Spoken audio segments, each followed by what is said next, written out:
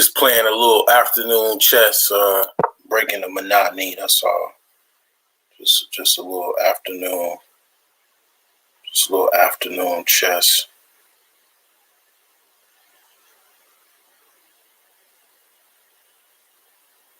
Break the monotony.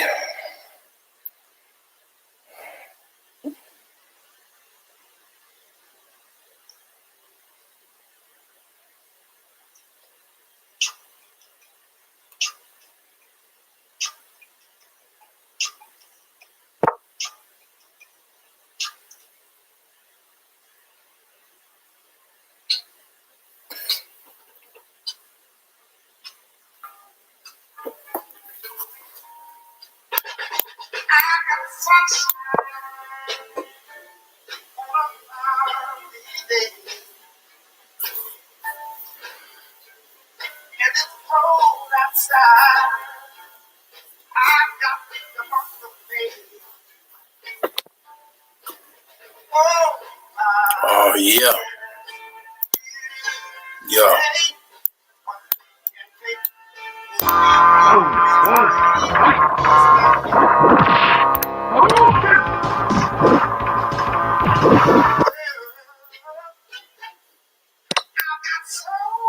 This must be a kid or something.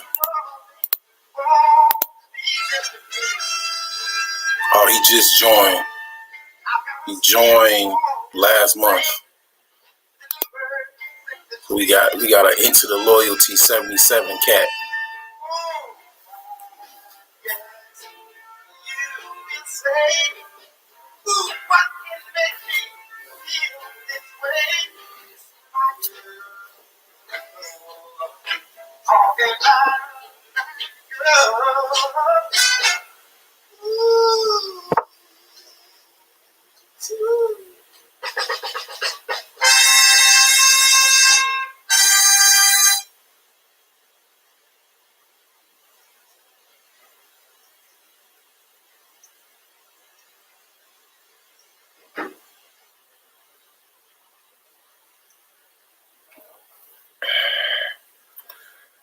Yeah, speed, easy doozy. See how this is showing.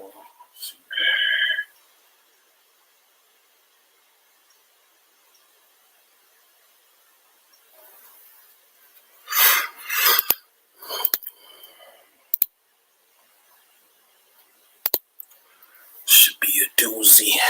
Just gotta make some time here. Get this wrapped up real quick.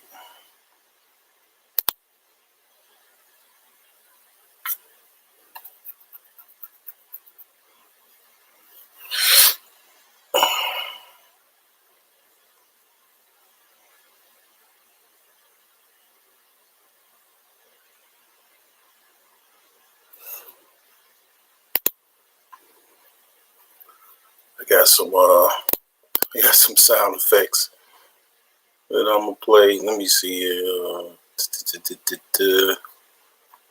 I think I lost some because I was trying to do a copy and paste. Let's see here.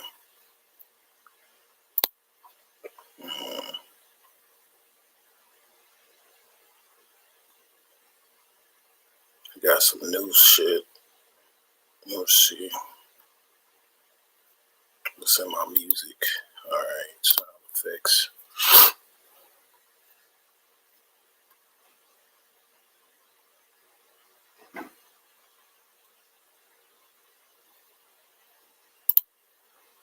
All right, this dude's still taking his time, so that's good for me.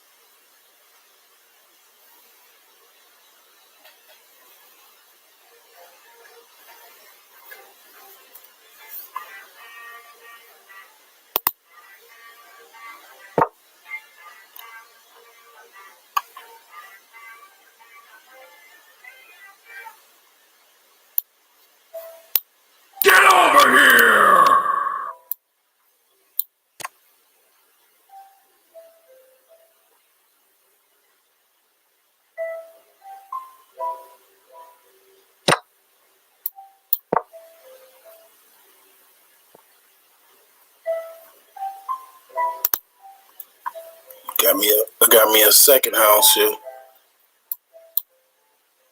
You big dummy.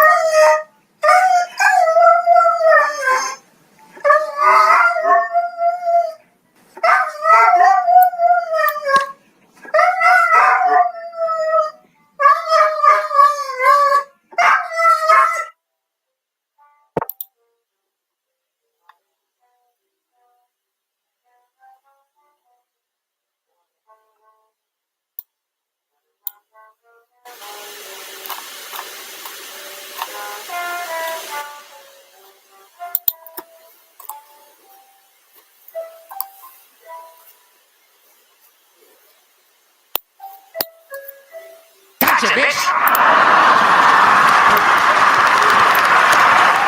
Pass.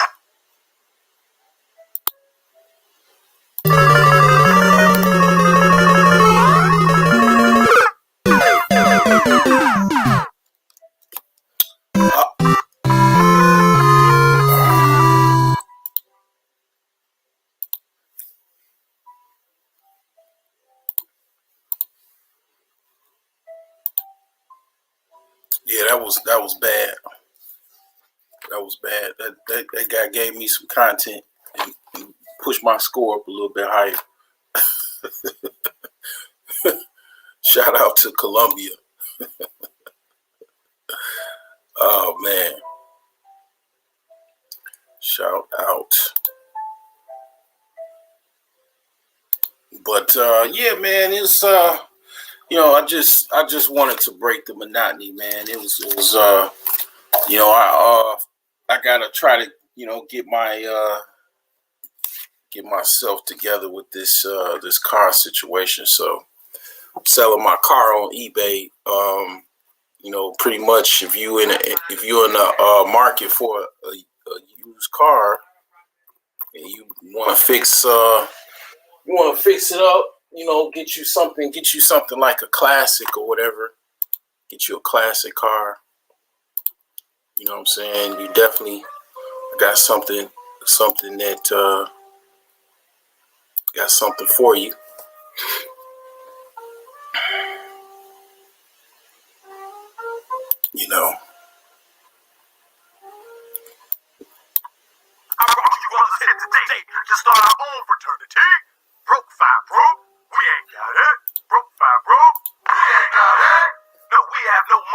sharing jeans. If I go outside, I got the only clothing on.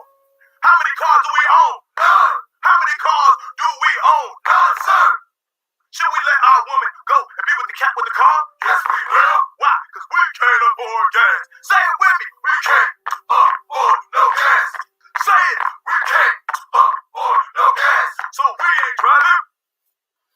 Yeah, man. So yeah, it's pretty much, man, close of the weekend, pretty much back to the grind. Some people probably have the day off tomorrow because of Easter, so that's pretty good. I don't have the day off, unfortunately. I have to basically, I was thinking about it. I'm like, this current situation, man, I pretty much one thing I'll say is that after the first time I was, pretty much I had the issue with my vehicle, and I knew I had to just leave it, park it, and just, what I'm saying, head back to my room pretty much. And I said, basically, the first day I was like, damn, okay, I was, I'm still the same dude, just, I ain't got my car. I mean, I'm more valuable than my car will ever be. I mean, so I just pretty much I just, I didn't really like the fact that I lost my car to this repair or whatever. But I'm like, it happened before. I mean, I had so many cars in my life. I've had this is my third Mercedes Benz that I've had. My first Mercedes Benz, it was I'll show a picture of what my first Mercedes Benz was. We're gonna talk about some cars, yeah. Might as well talk about some cars. Definitely talk about some cars, right? So I had my first Mercedes Benz was a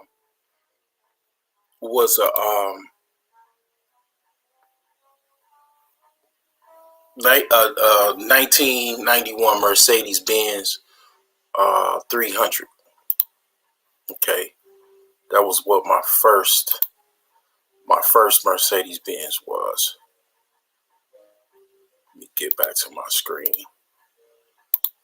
Share my screen again.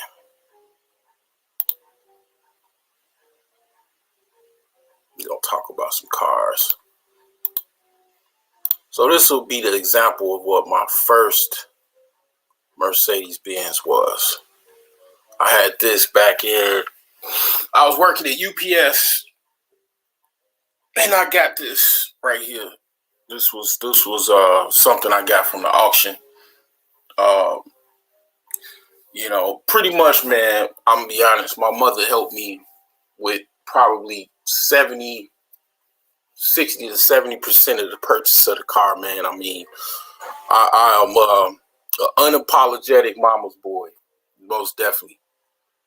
Okay, but yeah, man, she got to ride it. She got to ride it with my aunt. They got to floss a little bit. I got duped into trading it in. Some, shyster car salesman. This was back when I was still kind of green about cars.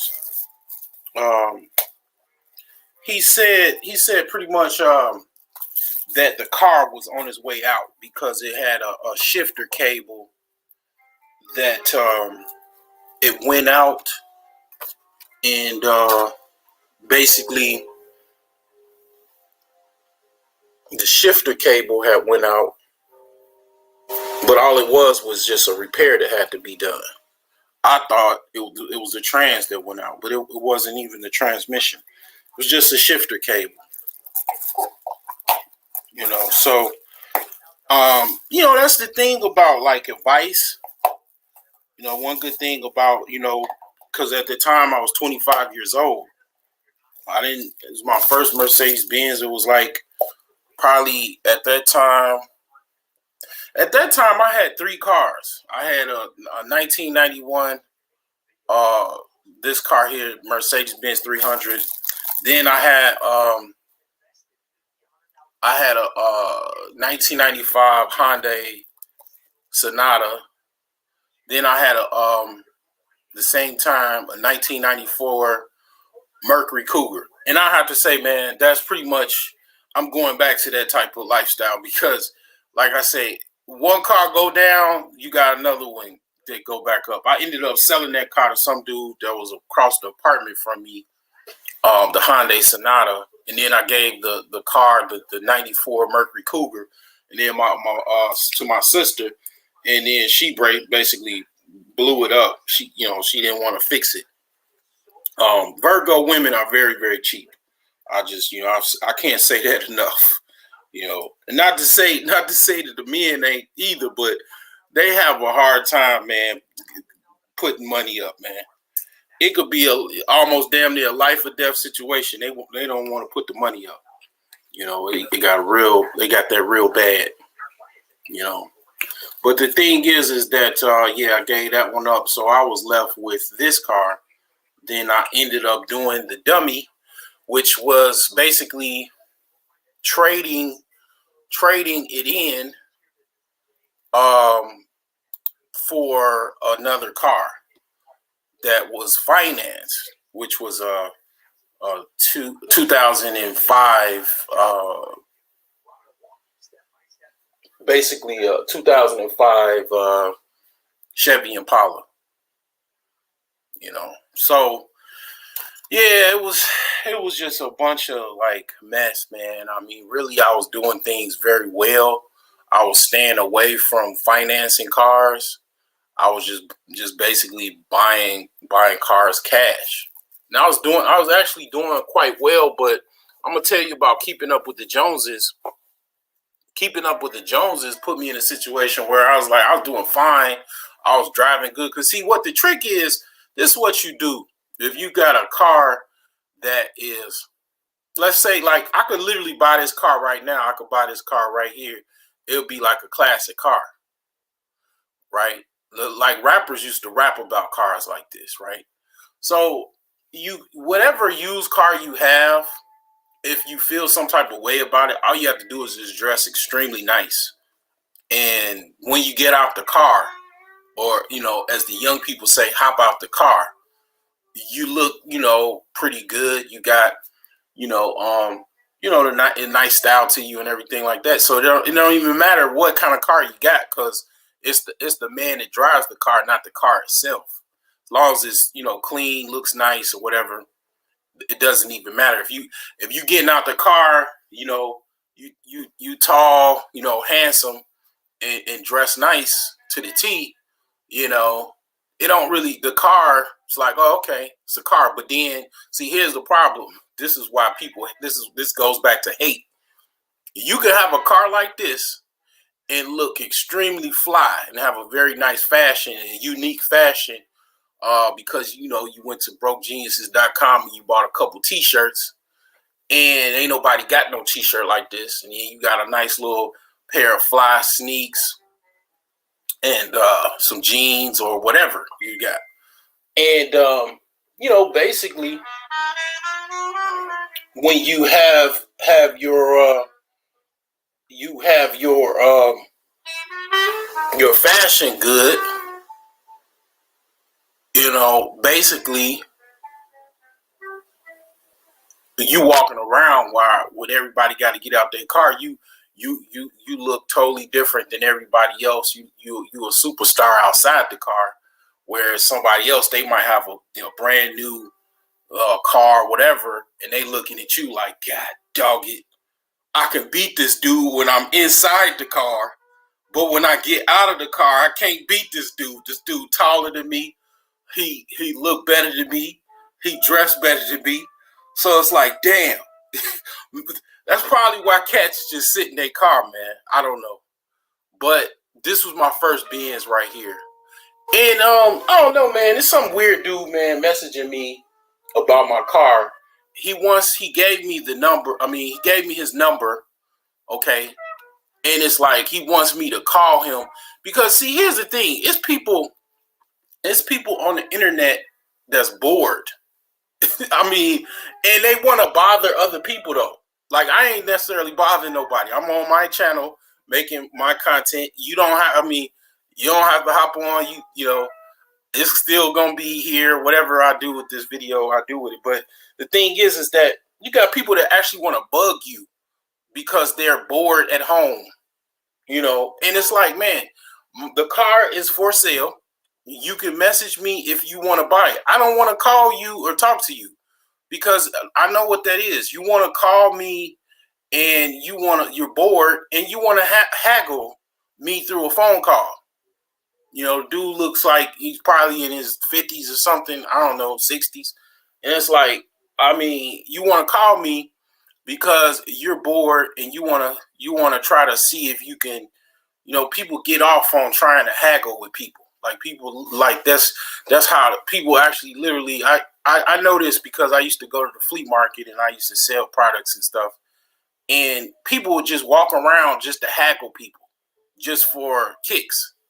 But yeah, so anyway, I'm gonna ignore him because you could maybe I should give him the link for my site, which is brokegeniuses.com, because if he's bored, you know what I'm saying, I could talk to him about maybe some other things about, you know, how he can get over being a fake ass beta male, old school loser. And you know what I'm saying, he could try to, you know, step his game up. You know, start off by going to the gym or something, you know, and stop being a fake ass loser on the internet. You know, so maybe I might offer him this link, you know what I'm saying, right here, so he could go and, you know, find some life about himself. You know, because you got to tell people sometimes about themselves, because if you don't tell them, nobody else probably will. You know, so sometimes you got to tell people about themselves. So anyway, this was my first car here. This 91 Mercedes Benz. This is my first Mercedes Benz. So this is where it's gonna get interesting. So I started to like the Mercedes Benz because this car I had was very smooth. The engine was very quiet. It would do 60 miles an hour and you wouldn't even know. I got a ticket one time. I was cruising down West 95th Street in like near a town called Oak Lawn. Actually, it was in Oak Lawn. And I was doing 60 and I was doing it so quiet, it was so smooth that I didn't even know I was doing 60. It was like cruising in 60. So that's how quiet the engine was. And you know, yeah, it was like very, very nice. Chick I was dating at the time while I was working in UPS, she ended up getting a Mercedes Benz too. Cause like, man, it's not only dudes be copying my style, it's be chicks be like, they like, you know, the chicks see how fly you are. They try to, you know what I'm saying, be competing low key, competing too. You know what I'm saying? So I start liking, you know, I like Mercedes Benz since I was a youth. But basically the next car I came up on this because I was helping out my ex-wife's sister find a car. And she was kind of like bullshitting, you know. So I had we was going to dealerships, and I saw this one here. Okay, this was one of the fastest cars I've ever had as far as Mercedes Benz. I'll show you the specs here in a second. This car I wouldn't mind getting again. Actually, I wouldn't mind getting this one again. Okay, even now, look at the price. Like, you know, one of my another college friend of mine. What's going on? She another buddy, college buddy, he didn't know about Mercedes Benzes. He was trying to buy one somewhere out of town, and he was laughing at the dude on his post on Facebook because he didn't know. The dude had to educate him about certain types of Mercedes Benz, because I actually saw him, comment on the dude's post or whatever, and I saw dude clapping back at him. And the car I saw was an AMG, and I know about AMGs. I mean, that's Mercedes sports brand, sport vehicle brand. And this is what I had. This was actually my first Mercedes Benz, but also this was an AMG. Okay, this had an AMG engine. So actually it wasn't a 450, it was a E430. That's what it was, E430. Okay, so the thing is that I'm gonna go to the specs. And this car right now, even still, is expensive. This is an expensive car. Like as far as the classics or cars that are old, but you gotta buy again or whatever on the used car market. Okay, so I'm gonna try to go to the specs or whatever. I'm gonna show you why this car was so fast. All right, so this is and if this website is janky, I'm gonna go to another site. So it had it had a 4.31 liter engine, 275 horsepower, V8. Okay, and a V8 engine with 275 horses. Okay, when I used to basically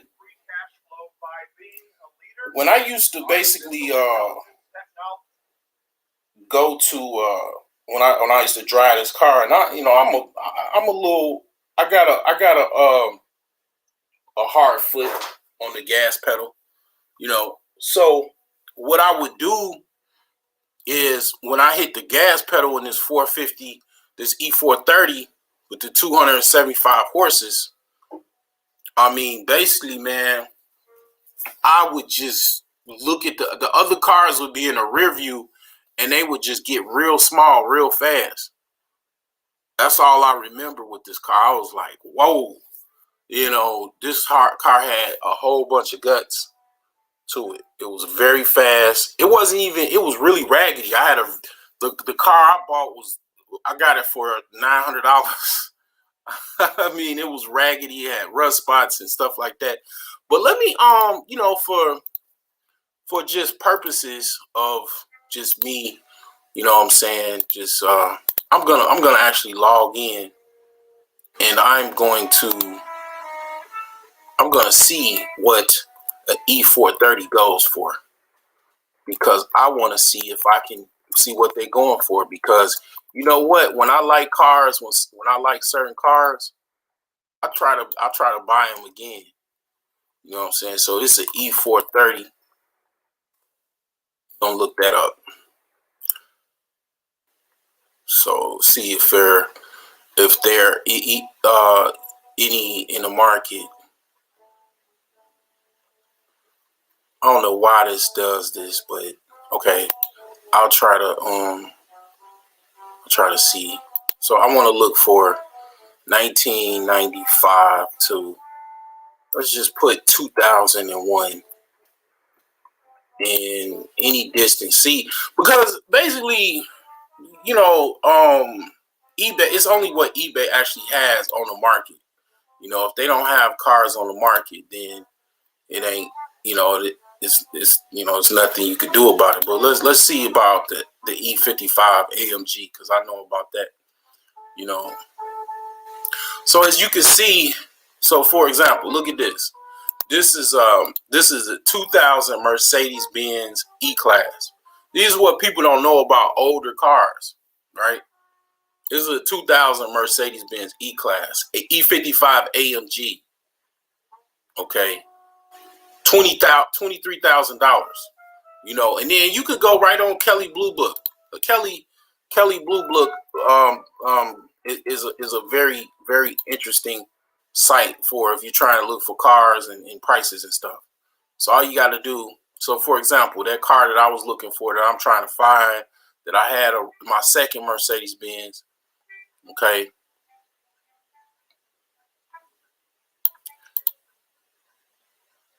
And then I very well, if I don't like the price that I get for my car that I'm trying to sell now, I'll just keep it. I'll just tuck my, I'll just basically, I'll just keep it. You know what I'm saying? So let me look for car values. I'll put it in my garage, get it towed, and just have it in there until I can, come back at it later. Let me go back. I think I'm going too fast or something because I'm trying to see. All right, so the one I had was a 1999.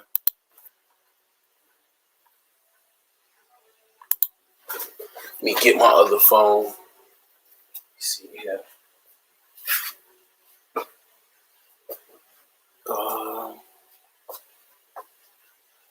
Where's my other phone? Right over here. I'll be right back. So I had a 1999 Mercedes Benz. It was definitely an E-Class, and I just put in any zip code.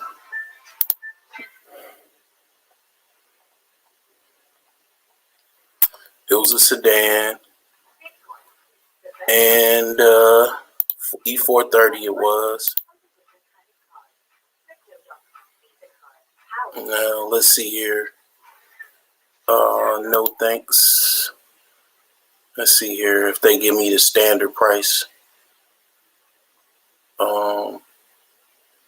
Price with just standard equipment or whatever. I don't know. They asking all of these questions, man. Just what's the damn price for it? Cars and pricing. Yeah, they see Kelly. They made their site a little different. Like, people were starting to use their. They were starting to use their site for whatever reason. To like, kind of show the value of cars. So they just kind of like change their site to like, because they want you to pay for stuff and all of that. So they just changed it up. I'm gonna try to see if I can find it. Let me see, because I can kind of like, I'm gonna see here. Home.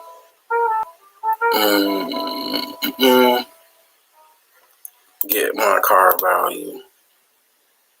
See, I saw it earlier. Let me see.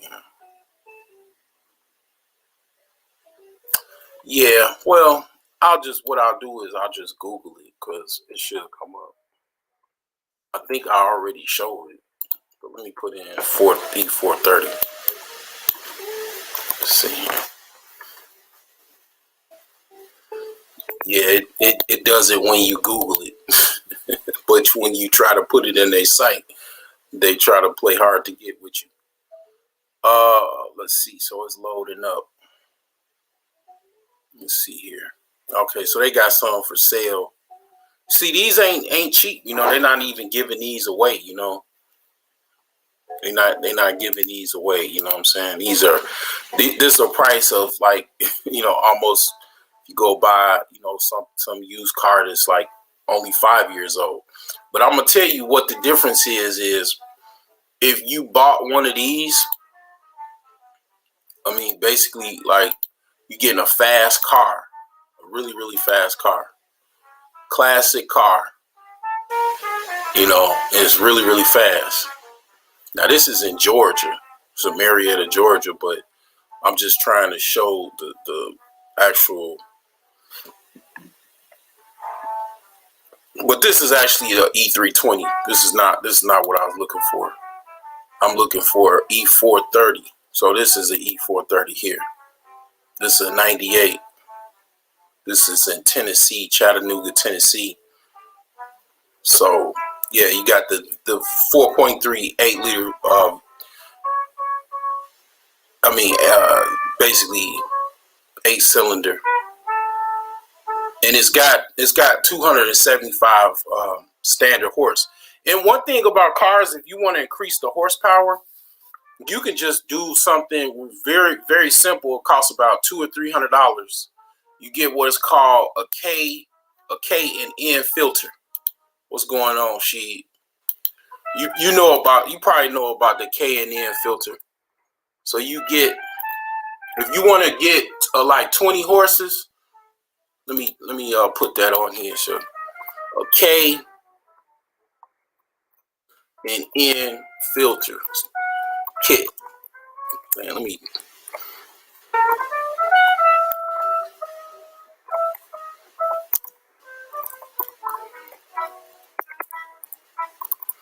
Actually, it is just K and N. So basically, you get one of these here, just standard, and you increase any car you got to about 20 to 25 horses. Just getting this filter, the K and N filter. So you put this K and N filter, now you got 300. But you know what? The car I had an AMG engine. It was like whoever had it, they had a different type or whatever. Mine had 300 horses. I still remember it because I had looked up my car's VIN. My car already had 300 horses.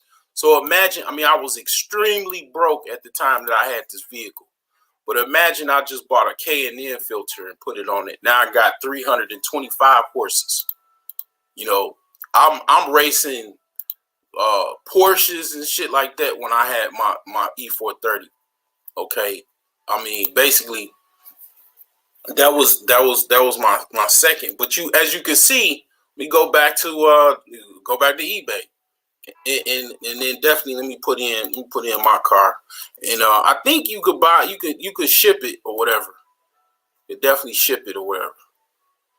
You know what I'm saying? This is basically my car here that I'm selling. You know, it's right on eBay. So you put in Mercedes ML350, it should come up. But the thing is that this car here is $23,000 because it's an AMG. People don't know cars. My homie from college, man, down in Parkland, he didn't know about them AMGs. He don't know about, a lot of people don't know about Mercedes. So if you put in, let me go back to the search results. This is 2004. Now, why this is just an extra $1,000 and that other one is wait, hold on. The other one that I was just looking at, why that's more, I don't know. But what I do know is about AMGs, and AMGs is definitely, that's Mercedes. That's their sports brand. Just like BMW has the M5. So Mercedes has the AMG. Okay, so this is 27,000. This is 2005. So these are like collector's cars. As you can see right here, I ain't never had no car that had 200 horses on the not 200 horses, but 200 RPM. That lets you know when you see a car. I'm gonna give you a little secret.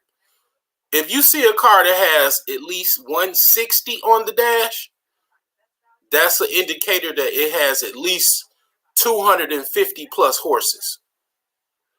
Most cars have they just go up to 120. And that's an indicator it's just a regular car. When you see 200 horses, not 200, I keep saying horses, 200 basically miles per hour. When you see 200 miles per hour, that's letting you know that this is a performance vehicle. Okay? When you see 200 miles per hour. Honestly, I'll be honest with you. I've never driven a car that had 200 horses. Okay, my car it has 140, I believe. Let me actually see, because I took pictures of my car. I think it has 240. Let me see. I didn't take a very detailed photo, but I think it either has 140 or 160. My 1999 E430 had 160, and my Volvo XC90, I had a Volvo XC90, it had 160. But when you see 200, that's letting you let you know right there that this is a performance car, basically. Because in the Autobahn in Germany, they don't have a speed limit. People travel just to go to Germany just so they can travel on the Autobahn. And yeah, when you're going that fast, I mean, a lot of times, the accidents are very brutal, and it gets right down, to the point where the car just literally is in pieces, because if it hits another car, or hits a tree or whatever, you going 230 miles per hour or whatever in some souped up performance vehicle, because there's no speed limit. Yeah, it can get nasty. But yeah, this, I mean, this you would have to get a radar detector, because the thing is the speed limit is like 70 at the most in the United States. Anything over here, it's like, I mean, you got to go take this to the track, really. You know what I'm saying? So, yeah, man. I mean, $27,000, man. Okay. Now I haven't even got to the engine yet, but we're gonna look at the specs here. So this is a V8 as well, 5.4 liter engine. Okay, they don't have the horsepower. I don't know what it is about cars that you gotta research the horsepower. I really don't know why that is, but okay. So this got almost 500 horses. Like I say, you get that K&N filter, right? And that automatically goes up to 25. Then you could do other modifications to make the horsepower even more. So this one, it has almost 500 horses. That's why it's so expensive. Okay, so something like this, a Dodge Charger with a Challenger, this will be like, okay, all right, you got that car that's 70 grand, but I got this right here that you don't know about. And then I got a K&N filter.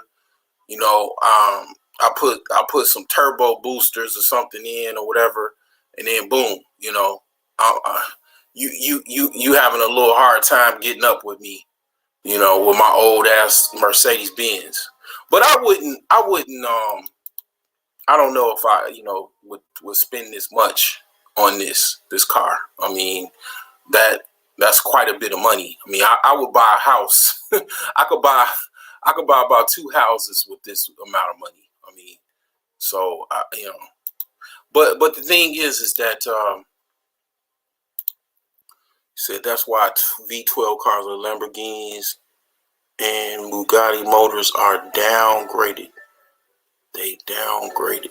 What do you mean by downgraded? You talking about the government chip or something in there? The factory chip? Like they got like a cap on the speed that they can go or something? Is that what you was talking about? Because on my millionaire savings plan, that's what I want. I want a Lamborghini on my millionaire savings plan. Once I get 500,000, I want to get a Lamborghini. So, and it don't even matter. I don't care. I get this one. 79,000. It just got to be a Lamborghini. I don't care what people think too much. I learned a long time ago not to care what people think. So this right here, this is a V10. This is it's got 10 cylinders, V10. So all-wheel drive. Okay, 5.0 motor. And then they just, I don't know, they don't give you the freaking horsepower. So I gotta freaking search for it. And then, the thing is that people finance these vehicles.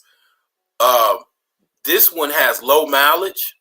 You can probably finance, or cats be so thirsty. The thirst is real. Cats will get a company credit card and charge that. They'll just charge their credit card and then get save some cash and do a combination of credit cards and cash and then just about it and just pay their credit card bill off. Hey, I do understand the concept of YOLO, but I'm not trying to get myself in debt just so I can stun on bitches and niggas. No, I'm not. I don't advocate that. Bigger belts and breather motor, more horsepower.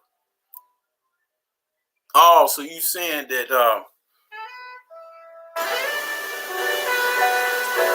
Oh, okay. You are you talking about? Let me see, man. Let me share my link if you were able to elaborate on what you're talking about, because I don't really know what you're talking about as far as like it's kind of if you want to come up and talk a little bit, because I don't really know what you I think I know what you're talking about, but I'm not 100% sure what you mean by that.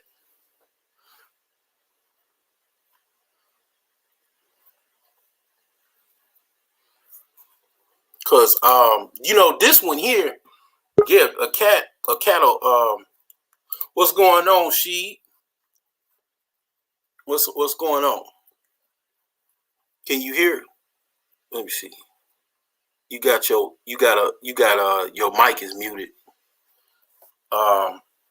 So what I was asking was but like, yeah, this price here, if a cat got about, let's say a cat got about 40,000, 30,000, and they got a credit card limit of like 50,000, yeah, I could see a cat charging his car and getting something like this, making something like this possible, and then just paying it back later, just so he can bring it out and stun on everybody. Because the average person does not have this.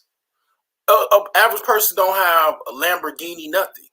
You know what I'm saying? Just to have that's like, yeah. I mean, it's something to that. Hello, can you hear me? Cause I let me see. Let me unmute your mic here. Unmute. Let's see here. I can't necessarily hear you, but let me see here.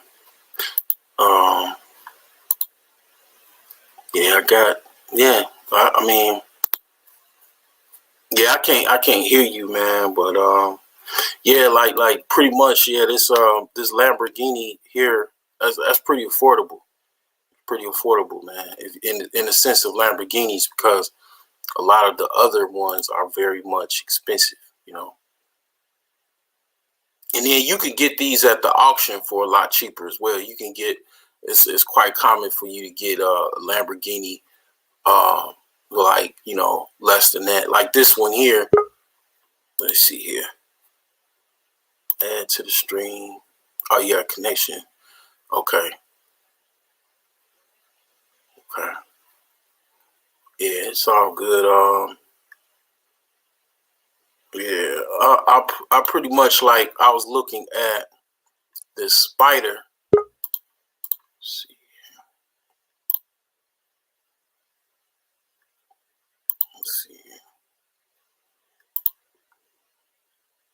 Yeah, let's see.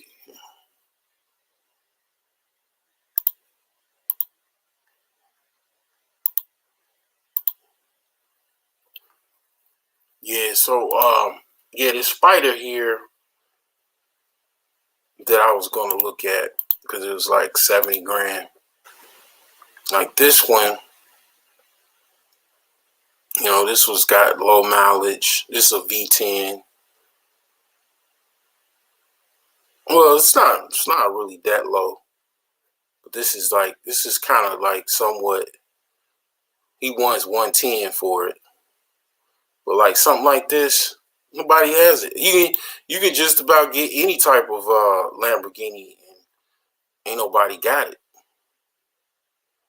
It's just nobody. You drive that around. Nobody either is gonna have the same exact Lamborghini. They're not gonna be driving it that day, and it just ain't nobody gonna even have one. You know what I'm saying?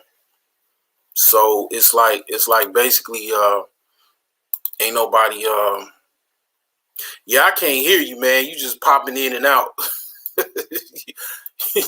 You must be bored, man. You just wanna hop in. Man. Yeah, I got you. Man, for some reason I don't know what's going on with my connection. I have to end up like dropping everything off or restart my phone. But it keeps Oh, saying I have connection issues when I try to get on StreamYard. But now I was okay. talking about the horsepower, man, because like I was dealing with a guy, he actually fixed on cars and stuff. So Yeah. what he did was he had a Willie and he had a Chevelle and a Thunderbird. So what Mm-hmm. he did was he put a better carburetor on there, which I was referring to the breather, to where you have more air intake and the belt size matter when it's torquing the horsepower. Mm-hmm. You know, the conversion of torque and horsepower. So he would have like a belt about the size of your arm, which most cars, you know, the motor belt, you know, thin little strip about the size of your finger. Oh, So okay. yeah, and so he was telling me, explaining to me how to get better horsepower and better results. Even with those Bugattis and Lambos, when they come over here, they're not performing at their peak, Yeah. you know, compared to where they build them over there and bring them over here. You know, some of them, you know, they still have that horsepower, which, you know, they try to regulate that. But I think the past couple of years they've governed it to where you don't have to, you know, have your cars modified when bringing them over here, because you know Oh, it's like, what's the purpose of having a V12 car? And, you know, you're only pushing, you know, you 10 can't take it to a the volt. track. Yeah, no, you can take it to the track, but it just they don't want nothing that's street legal driving around. That's their biggest Oh, problem, oh, because okay. you know in Atlanta they have Lamborghinis and Maseratis up in Alpharetta where the police at, because Yeah. we have a strip called 400, and it's just practically almost a straight shot. You got a Oh, couple of bends, but everything is just a straight shot. So right. guys will get on there, and you know that's where they'll be hitting at 300, you know, and all that when no speeding. And these are the guys who ride in Lambos, Ferraris, Maseratis. So they're able to do that up there. But the catch is half of the police can't catch them, because even with the police that are driving in these Crown Vics Chargers. with 4 chips and Chargers. Like they even have some police around here to have the Hellcat, because they Damn. have to be able to compete. Yeah, Wow. Damn. That's true. I never seen. I don't think I've ever seen a cop car in a Hellcat, but I could understand why they have it. You know, yeah, because you it's might be in a high speed chase with somebody that's in a Lambo, and then mhm. you got just a regular standard, Ford government issue vehicle. Well, You you know, know, all of them are modified though. yeah, yeah, Every one of them are modified to a way to they can, you know, they can hit top speeds in a matter of seconds, like a like exotic car. But the hmm thing is, far as horsepower, once that horsepower peaks out, that's it. They can't get no more out of the car. Far as right. a exotic car, you know, theirs peak out and beyond, because, you know, they don't even do the dash in most cars. Why do they not post the horsepower when you look for cars? I'm finding myself having a freaking Converting, dude, huh? the converting and doing the math of it. I Yeah, mean, like I'm it, trying. I'm having to research each car what the horsepower is. Like, I mean, it's like it don't seem like it's a big deal to me, but it must be a big deal if they not putting that in the listings and stuff like that. I mean, well, only racers look at, horsepower performance. Most cars are just, Right. commercial. I mean, most cars are just commercially driven, man. So you got a guy looking at horsepower, he wants a certain certain type of performance car. I've been embarrassed before. Okay. Yeah. Okay, I remember one time, speaking of challengers, right? When I lived up north, I lived in a small town called Zion, Illinois. I was going home, and basically, it was a chick with a Hellcat, and she was laughing at me. I was in my hoopty at the time.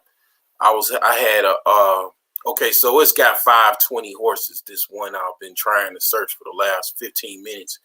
So that don't really impress me because to buy 500 horses just to get, but it's just to get the Lambo.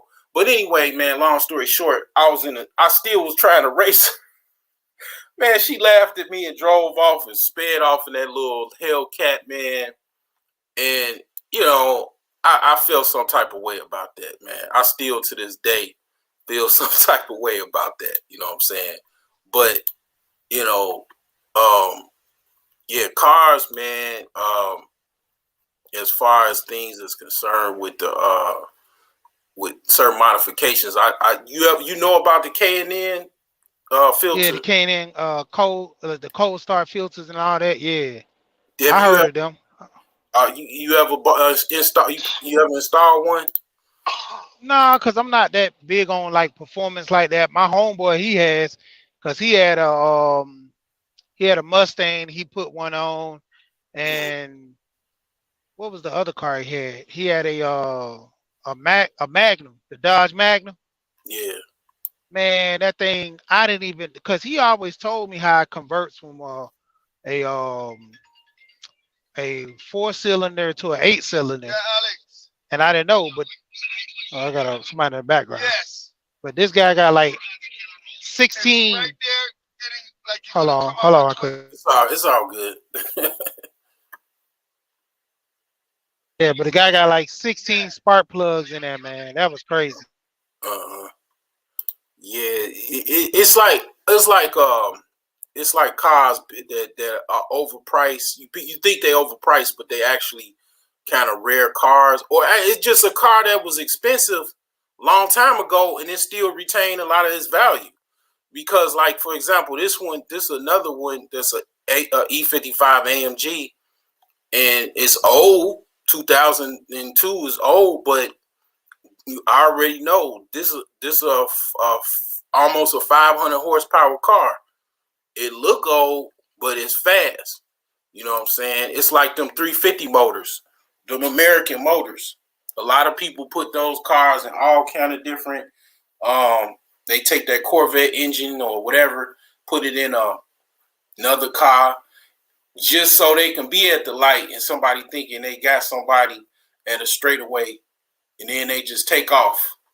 You know what I'm saying? That's like, and then they put all kind of modifications to it and stuff. Like, I'm not that advanced, but I heard all that type of talk. I ain't never swapped no engine and all that type of stuff, but I mean, I heard about it, what you could do and stuff.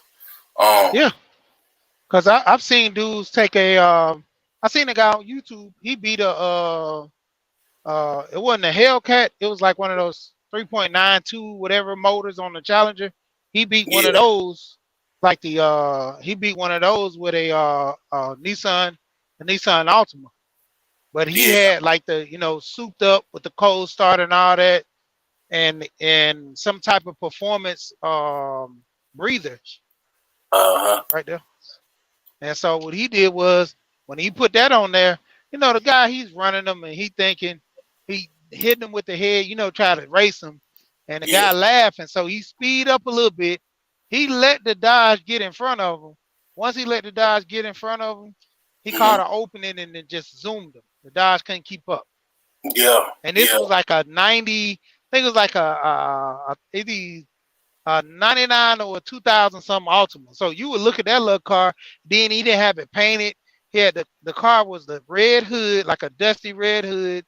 and a black car with a dusty red hood.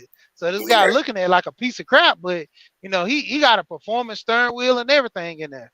Mm-hmm.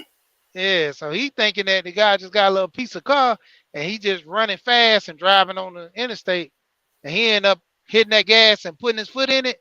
Man, that thing took off. Yeah. A lot of guys got them hidden cars like that, man, because they'll soup them up. They'll hit the motor and everything before they even do the outside body. Right. A lot of guys it's like it all depends on the vein that the guy wants to look good or something. When Yeah. it comes down to it, that's what it is. Right. Yeah. Cause I follow a couple guys on YouTube that they be buying cars at auction. I mean, Yeah. my sister, her basically shit at this point, shit, her husband live in, shacking. They've been shacking up for over 20 years. Shit, he buy cars at the auction, and they basically how you do it is, how they buy the cars at the auction. Yeah. Yeah, He yeah. I mean, I give it ain't. I give well. I ain't really, what I'm saying? I give this one away. Basically, you just got to get a existing broker. You got to pay them some money, and then they'll buy the car for you and handle all the paperwork. And you just got to pay a whole bunch of fees and pay for an existing broker to bid on your behalf, and then basically you gonna still come out good because you're gonna get cars that the average person can't get and don't even have access to get, because you going through a broker on Copart or whatever I think it's called. Not Copart, it's one of them auction sites or whatever. But basically, like say for example, you can get a 2007 Dodge Charger for like 2,500. Well, with all of the fees and stuff like that, you're looking at an extra. And if you go pick it up yourself, you're looking at an extra like 700. So you're getting it for like, let's just say 3,200. Well, a 2007 Dodge Charger, we can look at what that's going for. You know what I'm saying? And I think it's going for a little bit more. And I'm talking about good condition. I mean, you're going to pay a little bit more for that. So, yeah, you can get stuff like that. And it might even be cheaper than that. You might even get an RT. I don't know if you can get an RT, but I think But you you can got get like for those like RTs and stuff like that. Because the biggest one I know that has the biggest car auction is Manhattan. Like they big on like those auction cars. Yeah. That's like the biggest one to go to. And that's a young guy on YouTube. He been doing it ever since he was 19. He got his broker license, and he was doing that and made crazy money, man. He went out to, I think his name is Kenyon Martin or Kenyon something. He has a YouTube channel. Oh yeah, the dude that make t-shirts. T-shirts, yeah, he make t-shirts now. Yep. Yeah. But at first he was doing the cars, man, making good money on it too. Yeah. Yep. Yeah, I remember him doing that. Yeah, he cool because he like one of them young guys that he'll let you know, he'll give you the game, Yeah. So let me see here. But it could be just about any car, man. You're gonna get it for way cheaper than what you pay for, and even with the difference of what it costs as far as all of the fees that's associated with it, you're going to come out ahead as long as you give yourself some cushion. You got to pretty much, when you buying cars like that, you got to give yourself some cushion to where you be like, well, I want the car, but I want it at this price, and that's that, and then the broker, because you could bid online too. So if you do your price and your numbers, you could be like, all right, well, like for example, we'll put in 2006 to, man, this is weird. How is this thing going away? I think somebody inside my computer. I've been talking some cash shit on the internet. Um, I wouldn't be surprised. Yeah, man, So you should be looking on like cars.com because eBay, man, those prices be inflated a lot yeah, sometimes. eBay, You'll yeah, catch you're some right. good deals. Yeah. You're right. Cars.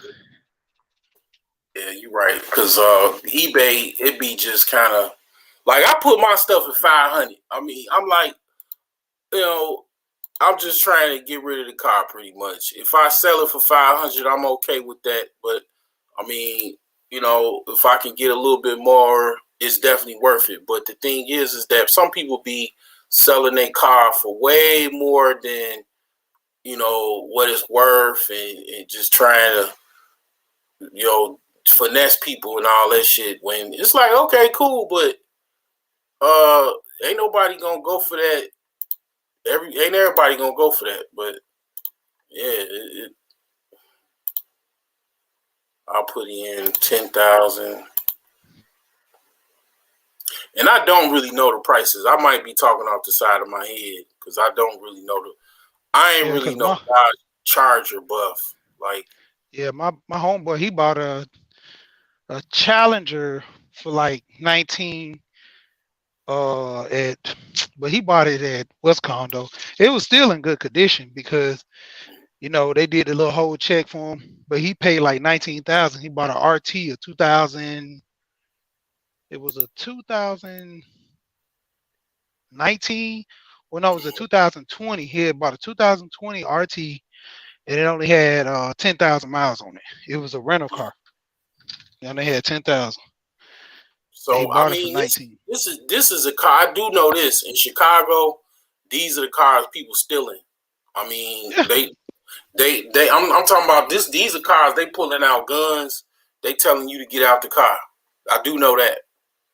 And this is like 6, 7 grand. So like at the auction, you could pretty much say you could probably get this for about 3, or because you going to the auction. You know what I'm saying? Like, you got to even imagine this either a trade in or somebody had bought this at the auction. You yeah, know, so they trying to double or triple their money or quadruple their profit. They're trying to get either 200, 300, or 400% profit, or even higher than that. You know what I'm saying? So that's what you can get when you get at the auction. Because shoot, my sister boyfriend, he buying all kind of cars. He just getting there. You get a car, you get a car, you get, because his mother died last year and basically he got some insurance money, and I was trying to get him to buy a house, but you know he want I don't people in the cars, man. See me, I ain't in the cars like that. Like, where I would never put a car over a house.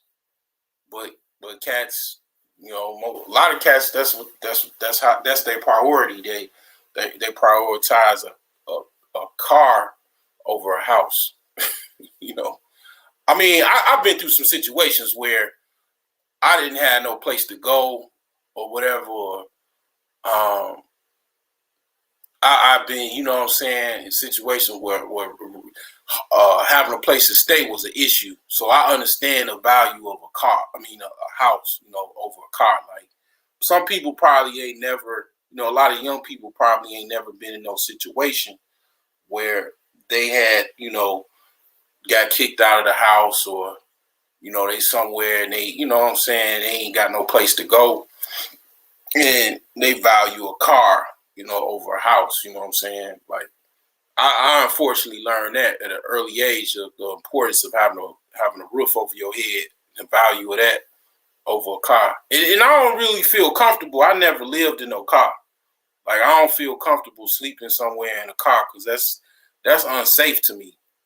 Some people can do that, but that's real unsafe to me, man. I mean, I done slept in cars, like, as far as take a nap, but spending overnight, sleeping in a car every night, parking in a Walmart parking lot,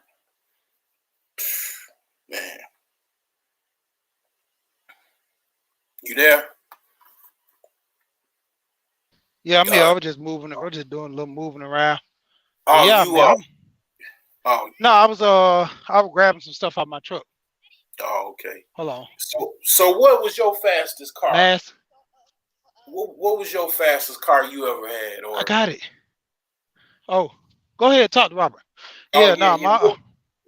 my fastest car I had a 350 Cutlass. I had a 350 Rocket in the Cutlass. So you know with the 350 Rocket, it was a 87 Cutlass, and Okay. it had a 350 Rocket. And the 350 Rocket is almost the equivalent like of a small block Chevy motor. Hmm. I mean a 400, you know, like a 400 Chevy motor, Yeah. like they had in the more bigger cars like the Man, you Impalas, got me. the You 70 got me. something Impalas. You got me. You got me. Goddamn it! Looking up rocket engines on Google. Now Yeah. now the alphabet boy is gonna zero in on me even more. God damn it! Hey, Gee, yeah, man. That was my fastest car I had. I That done fucking car, I done fucking pulled up Google, and then I done fucking came up. They came up with a actual rocket engine of a yeah, rocket. Oh, let me get the hell on up out of here, man. Shit. yeah. God damn That it. car. And then what was What my was the second fast? horsepower? How many? I mean, Uh that was I think that was pushing I think he told me like 600 or 700 horsepower. mm, Yeah, because he powered out the motor. That's why I was saying he changed the carburetor, he changed the belt. He did like high end, like a breather on there. He did what was some high end thing he put on there? It was like some type of switch box for the cables and for the injectors. So yeah. it gave it more. It gave it more fuel power. So when I hit the gas, it would push more fuel than the average. But he had some type of modified thing on there. Mm, Yeah, it was crazy. But that mm, one, then my second fastest was I did have a 77 LeSabre with a small block, a small block, 400 small block, mm, and that car I got that car real cheap, and then he had put an extra gear in there to somehow when I drop it down below because you know you had the what was it, reverse, the park, reverse, neutral, drive. Then you had the low gear in one, like for the shift in the front at the top. yeah. And if you Mm, drop it all the way past that, yeah. it would like that's like when your car is going top speed, you drop it past that, it kick it into like another gear or something. And it Yeah. was crazy, man. I I had don't know. when I was in high school. I don't know how old you are, but when I Yeah, was in high school back in the late '90s, yeah. I always because my homie had a cutlass. His uncle gave him a cutlass. Bought him a '87 cutlass, I think, and this was in 96. So he worked out somewhere. He was working a job, and then he paid his uncle back.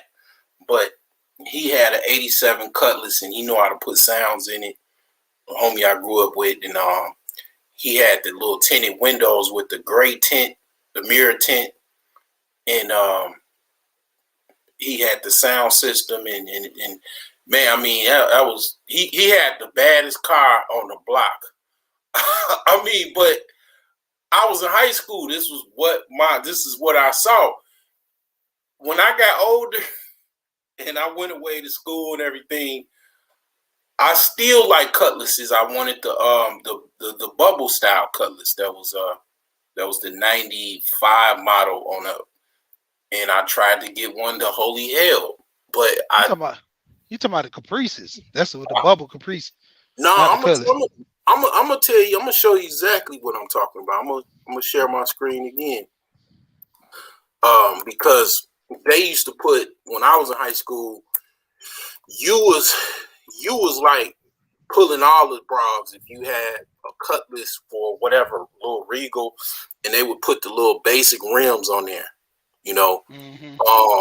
that was what you know, and you had a sound system and all that. You know, pretty much chicks didn't want to walk home So that was incentive if you had a car in high school, man.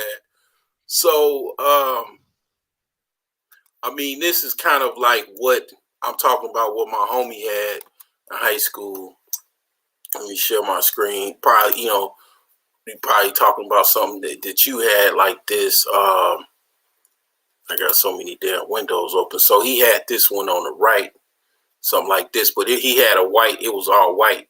Now what I'm talking about is like a 95. They changed the body style.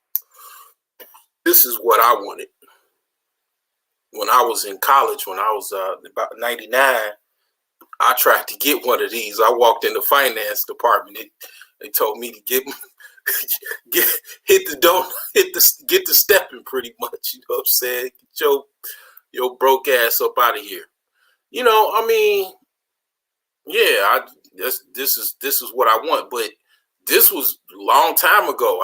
I you know what I'm saying? I would buy one of these just because like at my age, I'm 40. I just buy stuff. I'll buy stuff just because I wanted it real bad then and I couldn't get it. And then I just get something like this because I just didn't have it. Like I'm kind of beefing with my uncle. So I plan on just buying a Lincoln just so I control my uncle. You know what I'm saying?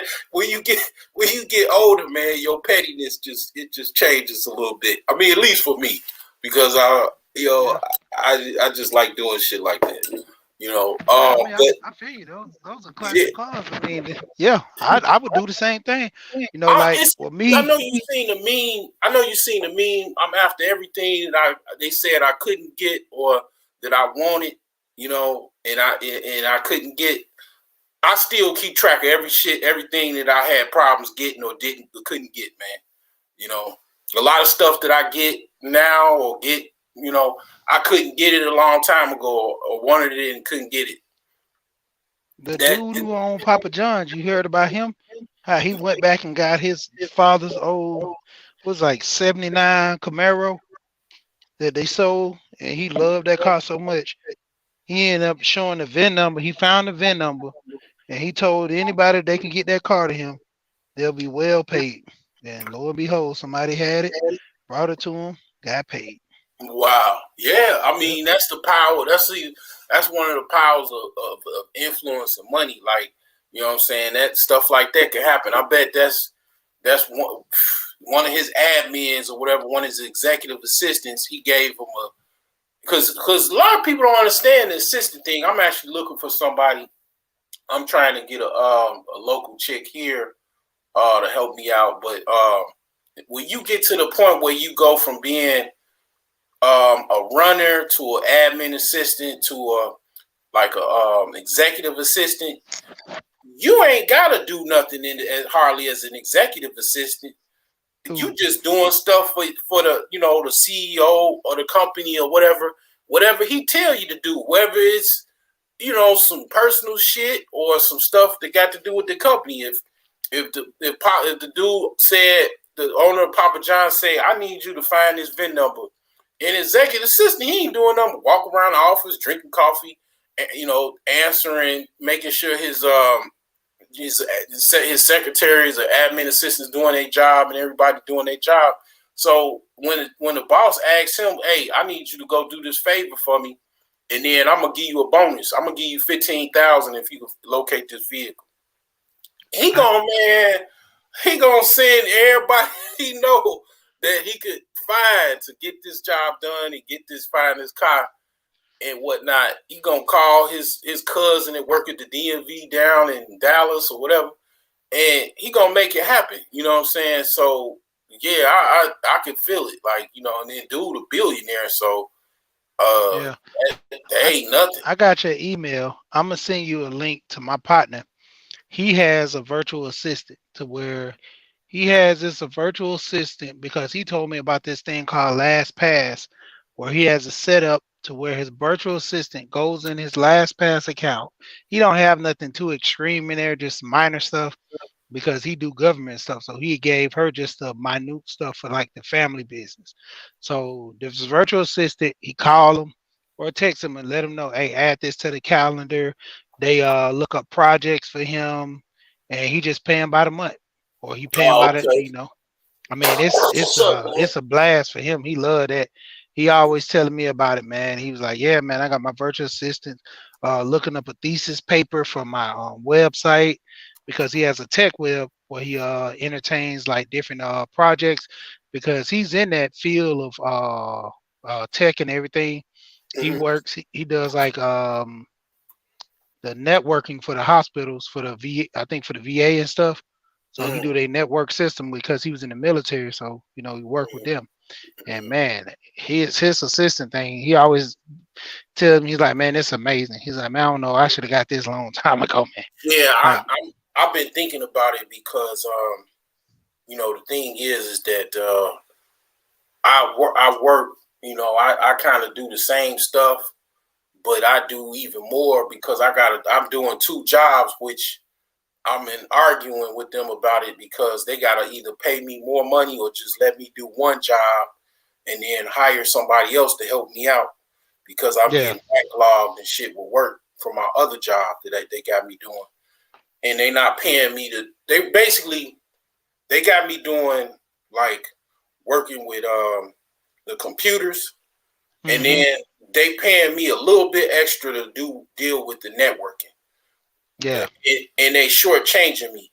So I told them you gotta get somebody else because to help because when I'm doing networking, I work at a plant and the network go down, I got to deal with all of the network responsibilities, anything to do with the computers and all employees.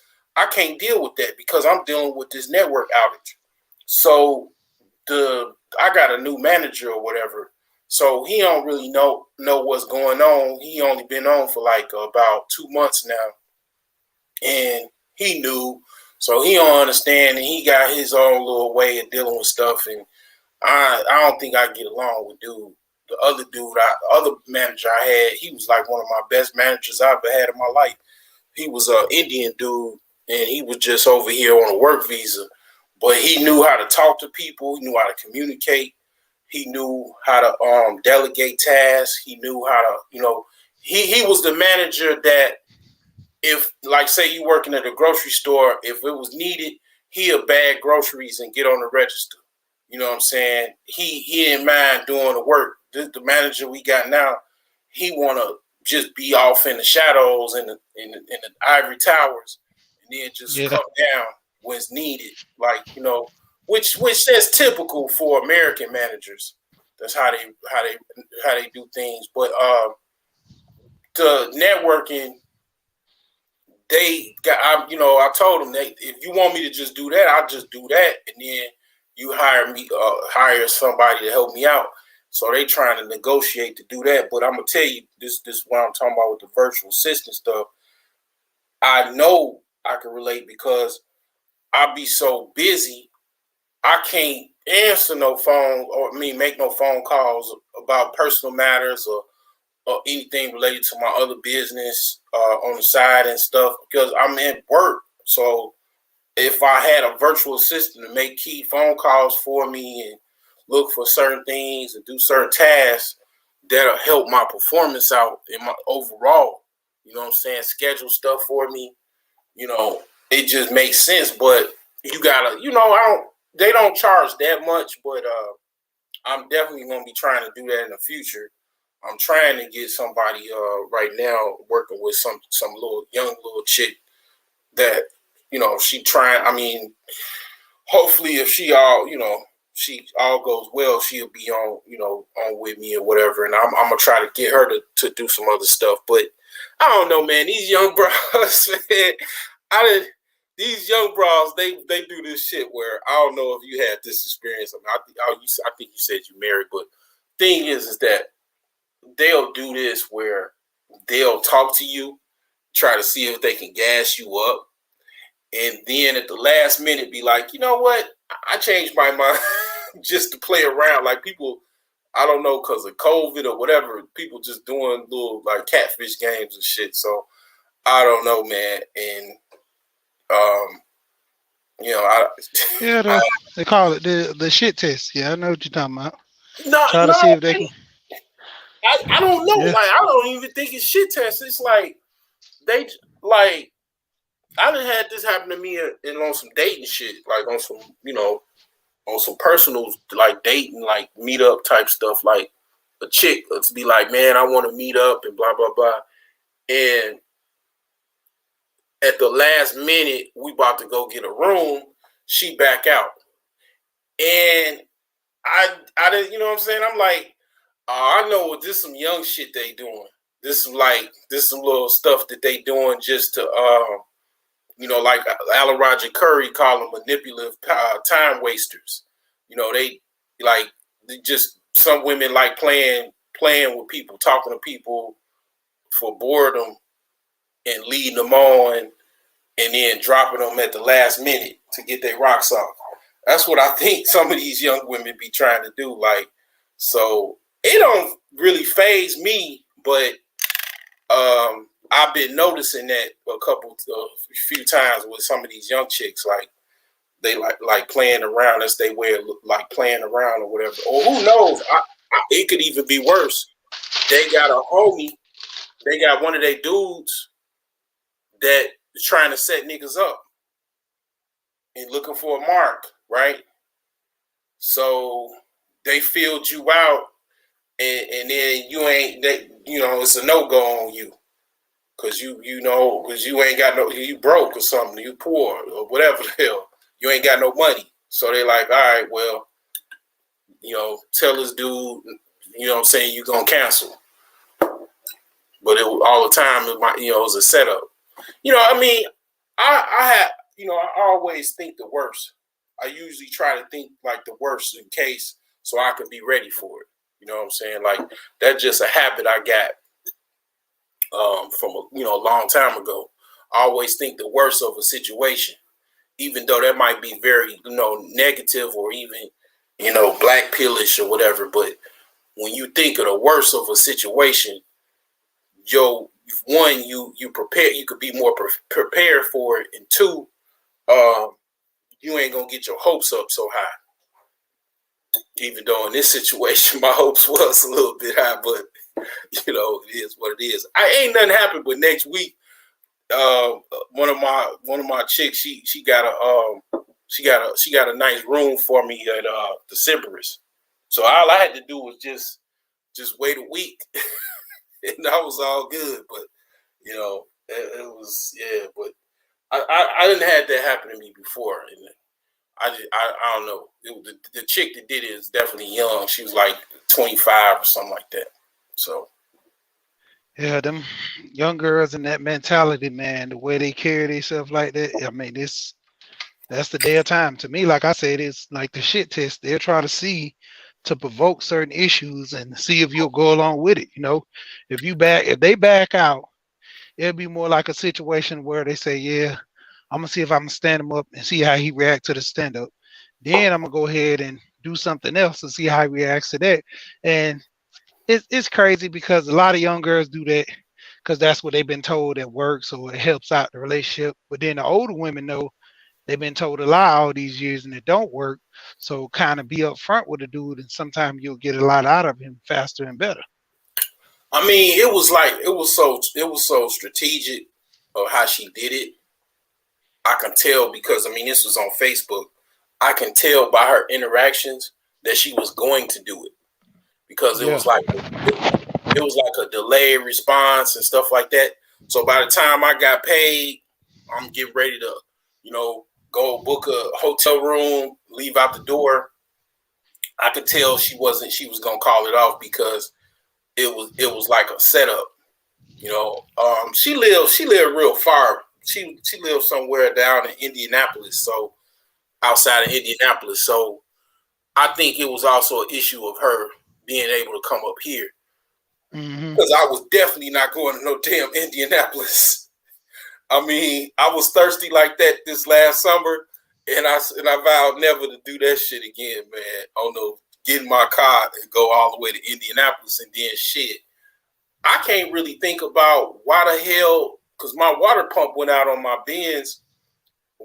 How can I make it all the way? I went damn near to Detroit last summer, how the hell can my car make it that far? And then I'm just driving around going here and there, and then my water pump busts. So I done made it to fucking Detroit and back pretty much. And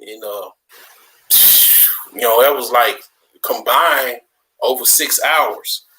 But sometimes you got to do some stuff to get out droughts. Like a lot of these young people, young people don't understand when you're in a drought, man.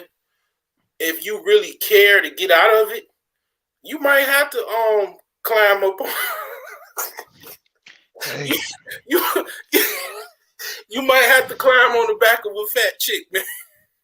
Hey, a lot of these guys don't understand. These younger guys know about the microwave dinner only. They don't know about going to put stuff on the stove, but it's a process. You got to start where you start and then go from there.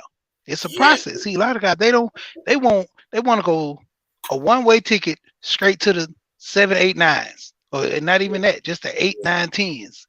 They don't want to go from the 6s, the 4s, because like I always say, some big chicks are cute. Yeah, they be the main ones, be horny and ready to go. Right. But the point of it is, you got you got to start somewhere. If you ain't got the money, you got to start somewhere. I mean, it's like to the point where, like, if you're not getting your shit off, women can kind of feel that energy. Like, if you're not, you know what I'm saying, with a chick or whatever, you know what I'm saying, like, women could understand. They could understand pretty much that you probably not getting laid. They could feel your energy that you not getting laid. So if you climbed up on top of a fat chick and you got your nut off good, you going to work, you walking around, you got your thing off. They like, oh well, this dude not that thirsty. They could feel that energy that you not that thirsty, and they can't play all of the manipulative games and shit like that because already, you know what I'm saying, you already got somebody. That's why they say the older guys always say keep somebody around, keep your stable. It's because it's like, because when you're not getting your shit off, the wrong, like, women can kind of like manipulate your thirst. They can manipulate the fact that you in a fucking drought. You know what I'm saying? And do that. Like, shit, it's happened. It's definitely happened. You know what I'm saying? Yeah, the best, women, they got that. Is just like, I think I was on Topaz's channel earlier, and she was talking about the craziness of men getting mad at the women for not wanting to put out and stuff. And so they was going down through this little thing, and they got this is a show called How I Went to the ER. Oh yeah, I seen that before. I seen that. Yeah. I'm actually in a hotel room now. I could watch all that shit, but I don't even watch it. I don't even watch TV because I'm so used to not watching TV, and I don't really have to. I just don't really watch it. I rarely watch it, because I'm getting my house fixed up, and like I don't even watch TV rarely. But yeah, I watched ER before. I watched the other one where it was like sex related, where the dude got his dick broke. He was with somebody and then his dick broke, and chick got her pussy ripped. It was like ER related, but it was like sexual related, like where that's what it is. The sexual part of how I went to the ER, and it was the sexual part, because they show where a girl died from she was using the carrot, and she died. She hit a vein, an artery or something from using the carrot to trying to get off. Oh shit! Oh damn! Yep. Hey, and then here's another thing, man. A lot of these chicks, man, dudes got to be able to really understand if you trying to get out like that. Like, some of these women, they pretend like they you know, don't really want to get down, and you can kind of come around them, and you could tell that you could kind of sense the energy of some of these women that if you probably touch them, they probably start getting wet. Like you wouldn't even know. Like you could just poke them like the Pillsbury Doughboy. You know what I'm saying? Because they get so hot. Like I know a dude. He was messing with this chick, and that's what happened with her. Now this girl, she was a nympho, and she hit it real well to the point where, you know, he kept saying it's something about her he couldn't put his hands on. And so she would never let him spend the night. She would let him come over there, kick it and stuff. And, you know, one night he was over there drunk, couldn't go home. And so she was like, yeah, go sleep in the living room. I'm gonna sleep in my room. She locked the door. And he like, dang, either she playing hard to get or something. But he like, man, Bump, I'm just gonna go to sleep. So he went to sleep, got up the next morning, tried to cook breakfast for him. You know what I'm saying? She had her little robe and everything covered up with pajamas on and all that. And so he just so happened to go in the bathroom, and she's like, yeah, I got a toothbrush up under my sink. So he goes to get the toothbrush. As he's coming out, he just so happened to look at the closet, found a dildo in the closet, just on the floor. Like it didn't even put up or nothing. Yeah. And so he was like, and it wasn't no small dildo. It was a big one. Right. Yeah. Like your arm size. And he was like, so you keep telling me you don't want to have sex and this and that, but you got this thing? And she like, well, I wanted to wait because I feel you was special and I didn't want to bring the whole out in me. I was like, oh man, she was faking, right? Yeah. She was like, yeah, I'm a certified freak. She's like, man, but you different. You smart and educated. She's like, I felt like if I gave you some, I was gonna lose you. Yeah. See, so that's another thing. That's why like I kind of changed my look a little bit. Like I look more like a Pookie now. because the thing about it is that's what women will do. They will look at you as how you talk or something like that, and how you look as like, oh, he just a square dude with a job, and they won't give you no pussy. But they'll, because they like, well, I'm gonna do this guy this way, but this other dude, I'm gonna do him a different way. I'm gonna give him, I'm gonna open all the way up with this other guy, So yeah, like they see somebody that just regular dude with a job or whatever, they ain't gonna give them no pussy. They're gonna play hard to get, and it's like, I'm disciplined enough to get past all that shit. I just be straight up, kind of like I get down to, pretty much. I don't even go. I try not to go there. When it goes there, like I try not to even go that route. As far as like I wouldn't probably spend the night over no broad's house at my age, and because the thing is I'm divorced. I have children already. And another thing is like people don't understand like how it is if you already have children. Like a lot of women, there's this a new thing where they don't want to deal with men with children. And it's like the thing about it is it's the power of already having children. Women actually use that as a card, kind of against potential suitors. If you already have children, I'm not thirsty also to try to get you pregnant, because I already have children. You know what I'm saying? So it's like you can't use that card for me, and you can't even try to not give me no pussy because you don't want to get pregnant and all that shit, because I already have children, so that's not a concern. So it's like that, and then children are definitely, man, your offspring is valuable, man. I was just thinking today, man, it's Easter Sunday and all that. Like, you could have a damn child, and that motherfucker could be like a fucking legend, and you don't even want to have a child because you scared of this, this, and this, and this. Man, you know, I get it, but I mean, shit, you just want to. I mean, I understand, but I don't understand. You know, but the thing is that that's another thing women do. But yeah, I could tell freaks for the most part. Pretty much all women have some type of freakiness about them. I mean, it's just human nature. Some try to hide it more than others. Like you know, Ron Wills, he talks a lot about that.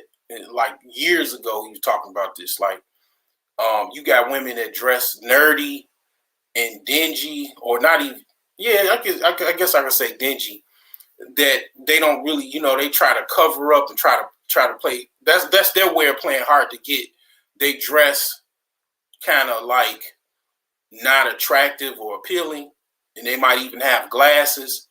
But if you can try to get past all of that little librarian look and shit like that, you get them home, man, and they take their glasses off and take all them clothes off, and you like, damn, you hiding all of that up under there. You know what I'm saying? Because that's their way of like trying to play hard to get. Like, they dress a certain way to not get attracted by men. But that's their way of playing hard to get, really. You know? Yeah, I've seen that before.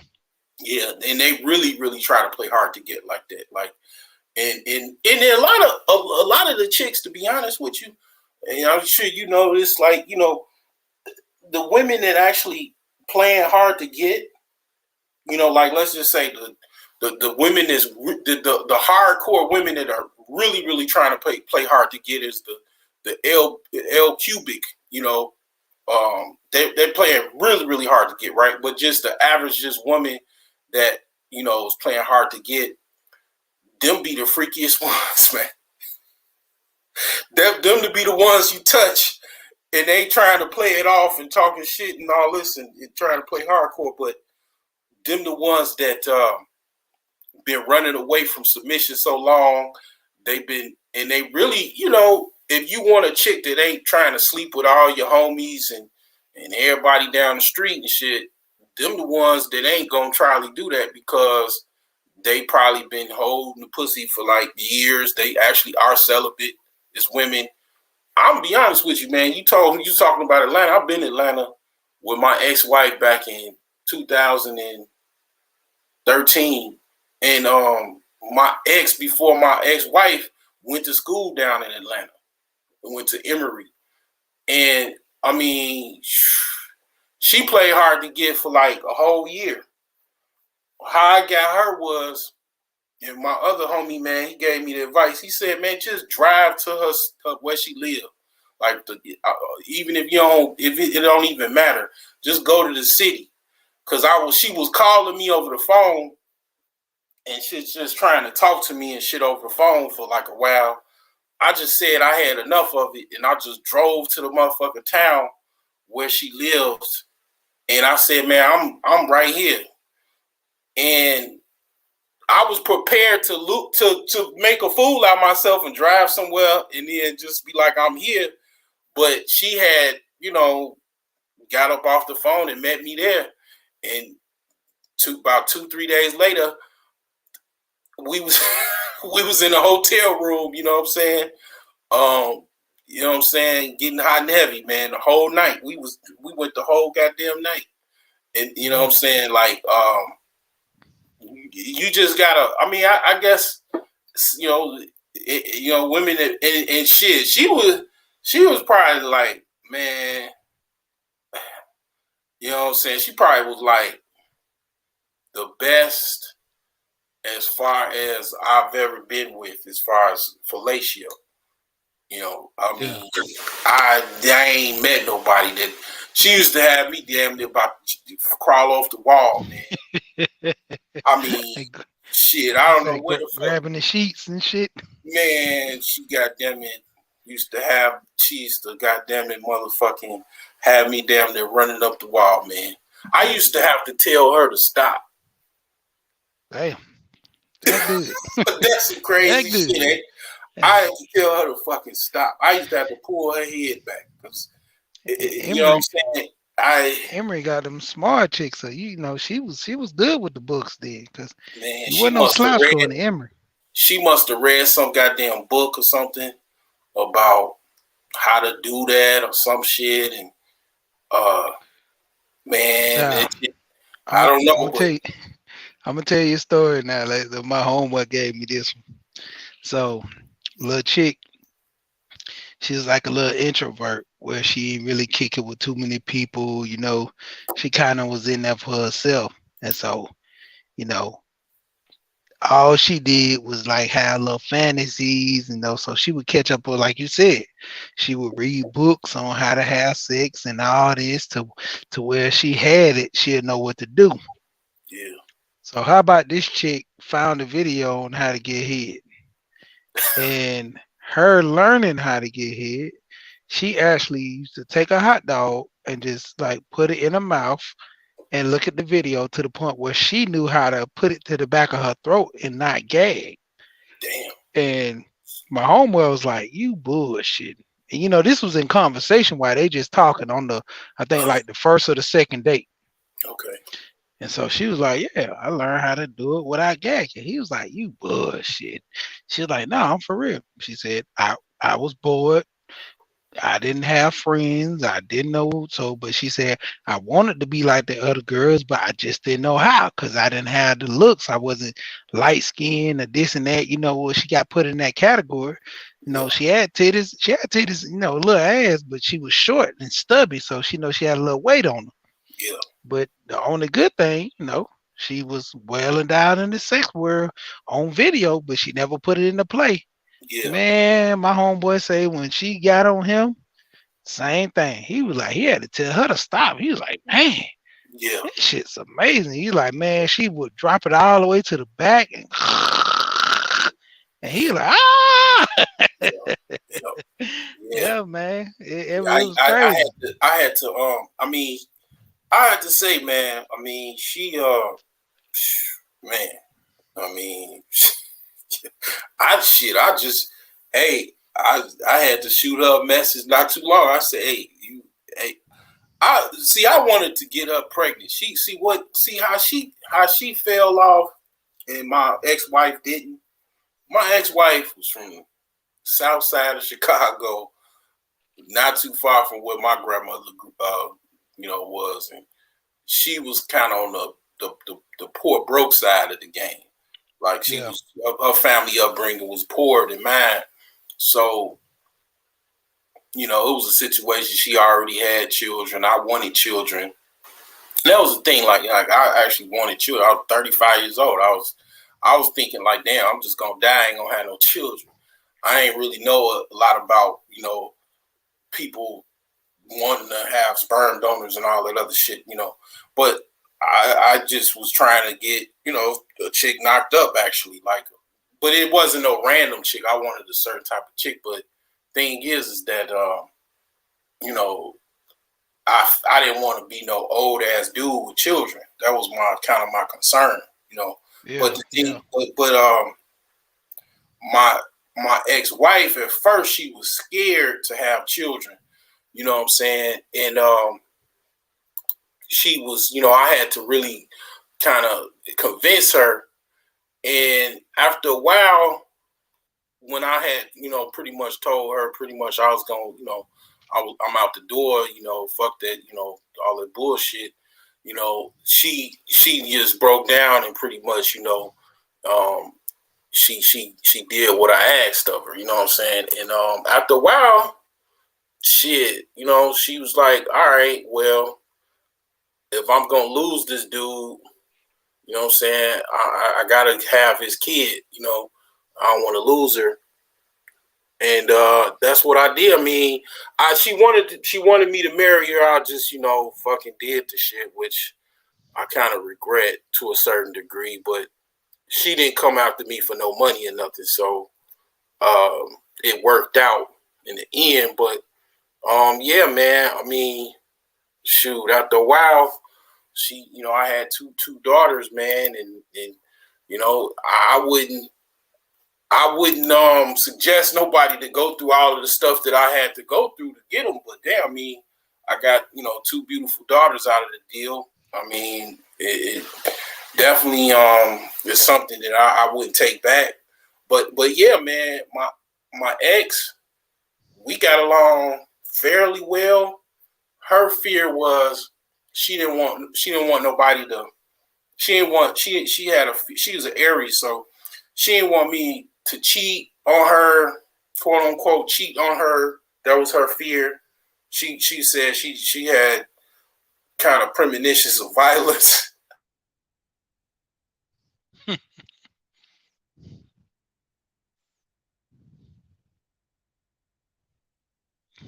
You there?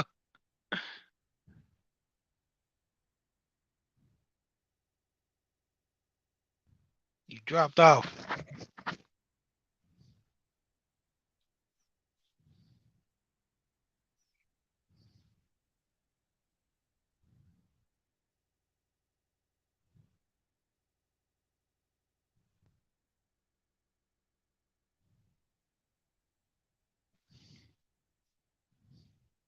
Can you hear me?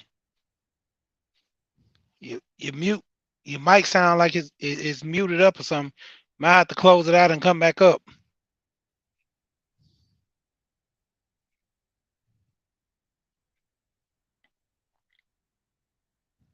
We here. Okay, we're gonna hold it down.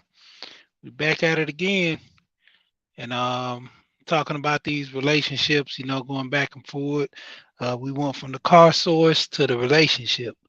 And one of my tales from the creep situation, as far as with dealing with chicks, man, it was like an in and out situation, man.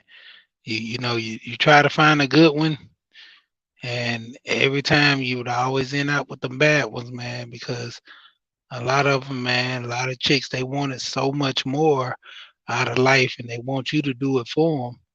So, you had an opportunity to go one or two ways to do what that chick wants you to do, just ultimately do nothing, and it put you in that mind frame, man. I mean, it's weird. And I say weird.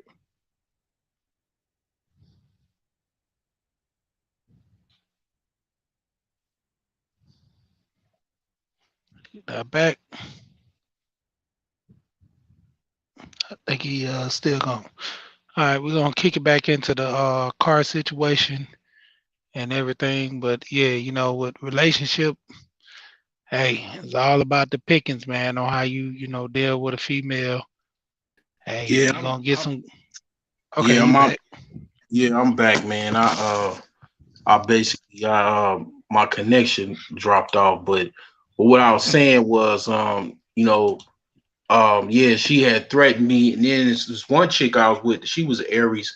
I met her at a club one night, and we had a one night stand that ended up extending to kind of like a friends with benefits type of situation where we was just basically F buddies. But the thing is that Oh, hold she on. Before you go, before you go to that, I always had this theory, and I'm gonna prove that. So who initiated that? She initiated that, but you did she? No, it was a situation where she initiated it because I Yeah, just what I used to like to do was just I wouldn't call if I know you. I just show up yeah. unannounced. That's just what I used to do. Like um I would do that to her. I would just show up unannounced. So she lived in Evanston. Damn, I shouldn't have said that because everybody gonna know who the fuck it is now. But I'm gonna put this. I'm gonna make this motherfucker 18 plus, so that should weed out a bunch of people. But the thing is that yeah. So she was a ex cop or whatever, and You basically going too in detail.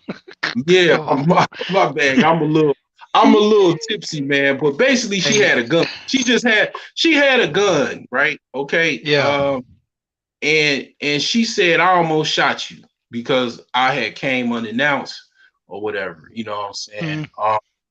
But she had broken up with me because she was like, all I wanted was some pussy, you know, which I did, but I just didn't know how to play it off. I was like, Yeah. oh, you caught me down. But I mean, you know, I liked her, you know what I'm saying? But it was like, yeah, I was just, you know, I thought we could share each other's company. You know, but the thing is that with my ex before my ex-wife, she didn't want to have no children. She was scared, like a lot of black women scared to have kids.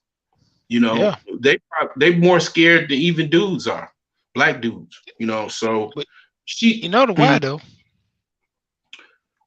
yeah, she see I was broke. Okay, I wasn't her picture of an ideal suitor, right?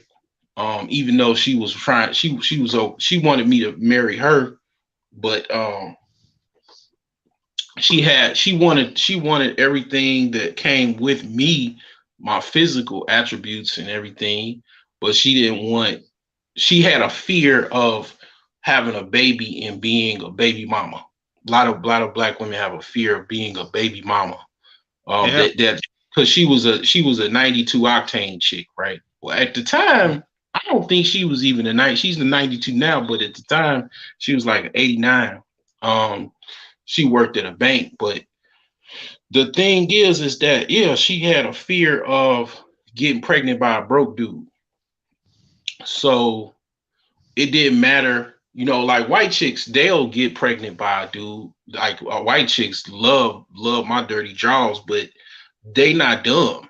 They can see the potential. A lot of white women can kind of even risk. They can take a risk of dealing with a dude that has potential. Whereas like a lot of black women, they don't. They have a fear of taking that risk. And some of them don't. Some of them don't even care because when they get older, they throw that risk. They throw that risk in the garbage can, you know. But by that time, it's damn near almost too late in many cases. But because they'll just get a rent. I done seen quite a few chicks I went to high school with that were late bloomers or not just late. They were late to the party as far as having babies. They'll just get any random dude to knock them up. You know, they about 39, 40 they'll get a rando. Yeah. they, But they what they BGS talked about that. He talked about call them the late bloom. hobosexuals. Oh yeah, Now they'll get. the dudes, they get the dudes as a hobosexual. They'll treat them, buy them a pair of shoes, buy them a video game. You know the usual. Let you borrow my car while I go to work. As soon as you knock me up, kick you out. I got a baby. Tell everybody he's a deadbeat. He don't want to take care of the baby, which you already know why you got the dude just for that, and that'll be the end. You know, because if like we I was on the Roger Report and we do the numbers, man. 30, I think it's 32% now. It was 31%. If you go to blackdemographics.com, it tells Mhm. 30. No, I'm sorry. I'm talking about the other one. 50, 51, now it's at 52. 52% of black men don't have kids and are not married. Then you Yeah. got about 36% of men that are married and do have kids. Mhm. So it leaves like an in between. You know, the men who had kids and got divorced, they fall Yeah. into the men who had married with kids, Yeah. that Yeah. category. So, You know. with You all that know. being said, You uh, know, it, Instagram and Facebook. You see, it's a regular chick, and mhm, she rarely put her husband or her baby daddy picture with her mhm, as far as a couple. You maybe, and you have some that maybe once or twice a year they'll put a picture with them in their, you know, the child's father in the picture, or like a important event where a daddy daughter dance or some shit like that. But you'll have, I would say, as far as the chicks that I know, whether it be I work with them, with the high school with them, college, whatever, they'll majority of them will never, they'll have the picture of their babies or their children, they'll never have the dude that they had the children with on the picture. It's just them and their kids. Yeah. And then, Yeah. but then it's another. Is this It's and that it goes into what you're saying. It's like that's real bad because yeah they probably a lot of them do that, but you just get some that they just get pregnant. They just get pregnant by a dude and it's even chicks that don't tell the dude that they got pregnant. Yeah. It's a They dude now. I know this dude already has. Let's see. I know he's not gonna listen to this, but this guy has I think 9 kids total. He has 4 kids from one dude, 1 child from another lady, and then he has 3 kids from another chick, and he has 3 outside that he don't even claim because for one of them I know for a fact the chick she wanted a kid. She didn't want to give him up as the baby daddy. She just wanted to take care of the child and she wanted a child. So that was one. The other chick, I think he ran the train on the chick and ended up getting her pregnant.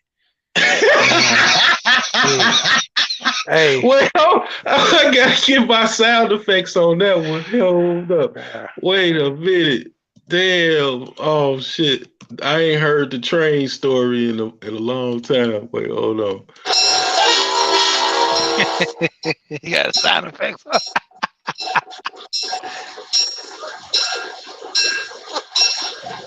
Yeah, man. I mean, yeah, man, that shit happens. I mean, it's all kind of it's underground sexual encounters, right? Like I on the internet I be searching all kind of shit like you got the Queen of Spades and then you got you got even women that be going to breeding parties. They be having something called a breeding party where God damn. they go. Yeah, this some shit. I researched this shit years ago. They go to Africa to do that too. They go to Africa. They go to the Caribbean just so they can get pregnant. You got some crazy chicks out here, man. That they don't care. They just be like trying to. You have every in like in an inner circle of women, you have one chick that everybody knows is the craziest of the group. And this chick, she done did all kind, like in Insecure. The crazy chick is the combination of the main character Issa and the fat chick with the Afro puffs. She always have these like crazy experiences and shit and crazy stories.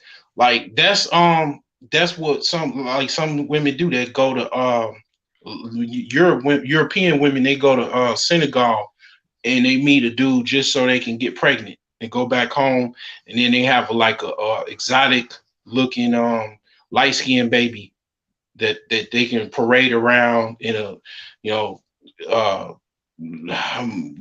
luxurious stroller, as with little and it might have some little features, might have some light color eyes, some blonde hair. That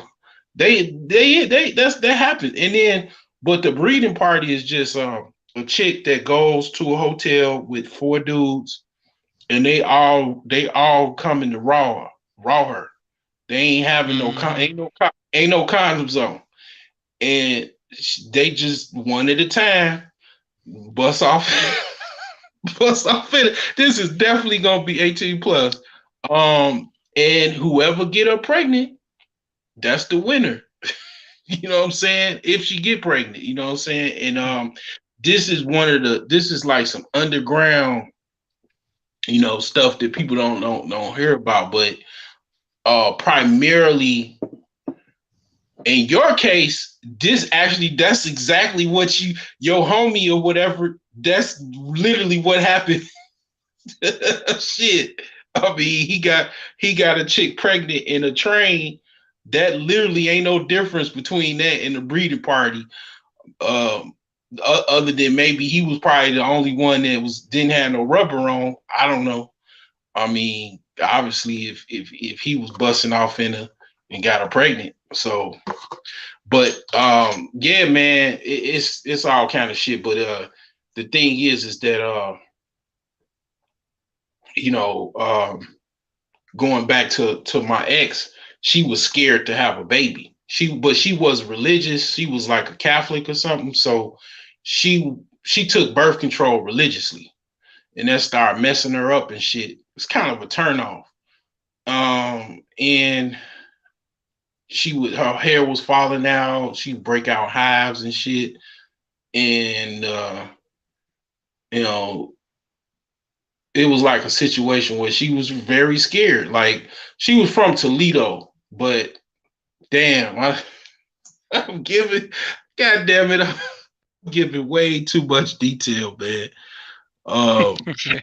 But the thing is that, okay, I think because it don't even matter. It don't even matter because here's the thing, right? So the first chick that I got with, this fucked me up. This turned me, before I ever knew anything about MGTOW and none of it, back in like 2007. A chick, I got pregnant. She was half Ethiopian, half Ghanaian, and African American, I think. Yeah.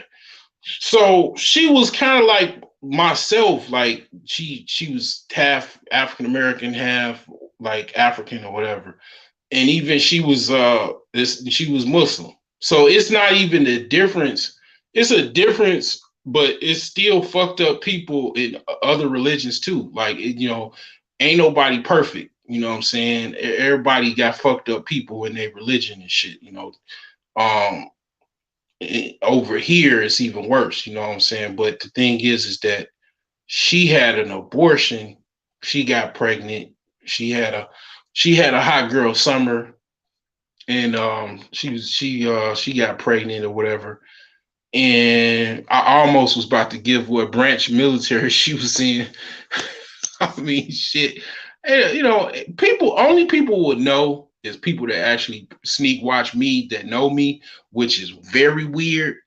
If somebody's sneak watching you and they actually personally know you, that's some weird ass shit, man. That's a whole hell of a lot. Don't incriminate yourself, because there is some people that do that though. Yeah, but the thing is that, yeah, she got pregnant, but because I wasn't a high value man or whatever, or rich or whatever she felt, But the thing is, it wasn't just all the way her. I was inexperienced in actually the in my mind, I thought my sister, I looked at my older sister, because she had 4 baby daddies. She had 4 different baby daddies and shit. She almost had a 5th, but the baby was stillborn. So I thought that she would just had a baby and then I just help her out. I'm like pro-life. I don't really like abortions. So when she came, she told me she was pregnant, because we was in a hotel room, and it was weird, man. I'm gonna put this shit on Patreon. This shit going on Patreon. Fuck this shit. I ain't about to have this shit on no damn public domain. But anyway, I'll continue to rock it out. But the thing is that it was about 5 or 6 different people in there, same hotel room, and I was religious, but I still would fuck. I eliminated everything else, but I was still, I was religious at the time, but I was still, fornicating or whatever. To me, that was the last thing that I was doing that was like what I knew. At the time, what I was told, religiously not to do, whatever. But anyway, everybody was in there, and she, we was kind of boyfriend and girlfriend, even though she was with other dudes, and she said she was even married at the time, which was weird as hell. But Man, one nut, man. She got pregnant, man. Like she said she was pregnant like 2 weeks later. That's all it take. That's all it take. Yeah. And the thing is that she pretty much I was kind of like tired and shit. Kind of fucked up, was we was drinking too, I think, or something. Or I was just tired. I mean, I had busted nut of all nuts. I mean, shit, I was tired. So I was sleeping on her couch in the apartment, and she kept asking me with her friend, did you use a rubber? I said, no, I ain't use no goddamn rubber. I bust in you. Like, I mean, she just, cause she was trying to figure out if she could take the morning after pill, you know. And I said, yeah, I told you what I did. I wasn't, I always kind of, for the most part, I wasn't no type of person that I was gonna try to lie about something, especially something like that. Like, well, I ain't had no reason to lie. So I told her, and then she gave me an out. Her out was, well, she kind of, saw how this was gonna go, and she wanted me to stay with her because she was kind of like loose. She was with a lot of dudes and shit. I just didn't.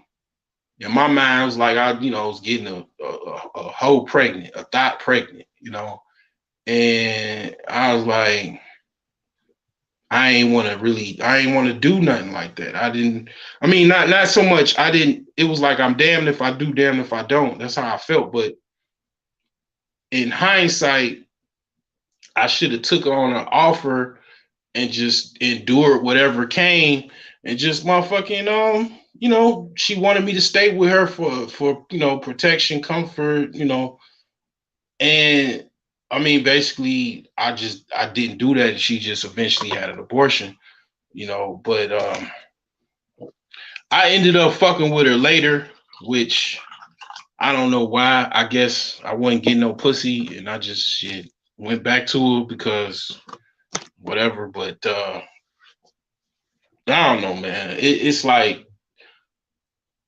yeah, these women think that because you broke now, you gonna stay that way for the rest of your life and shit like that. They don't have no hope, no optimism, and it's like, yeah.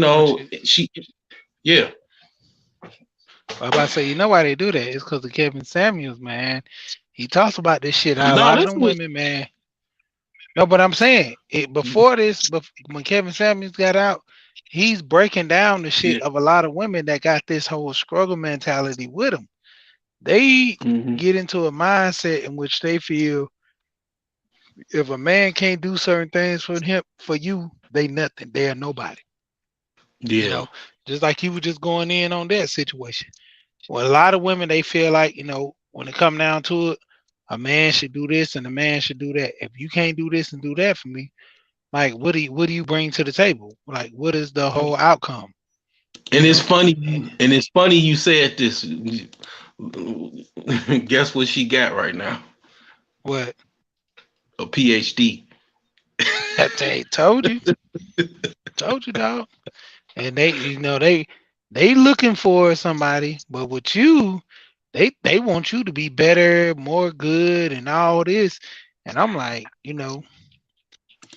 see, they want you to be top notch from your standpoint, but then with them, they're looking at why you not where you supposed to be in life, or why you can't do this in life. A lot of women did, like, I ain't gonna lie, like, bruh, like, the best thing for me when I married my wife, my wife is Jamaican. And when it come down to it, it's a lot of stuff that I don't have to go through with a lot of American women because it's like a big hassle, man.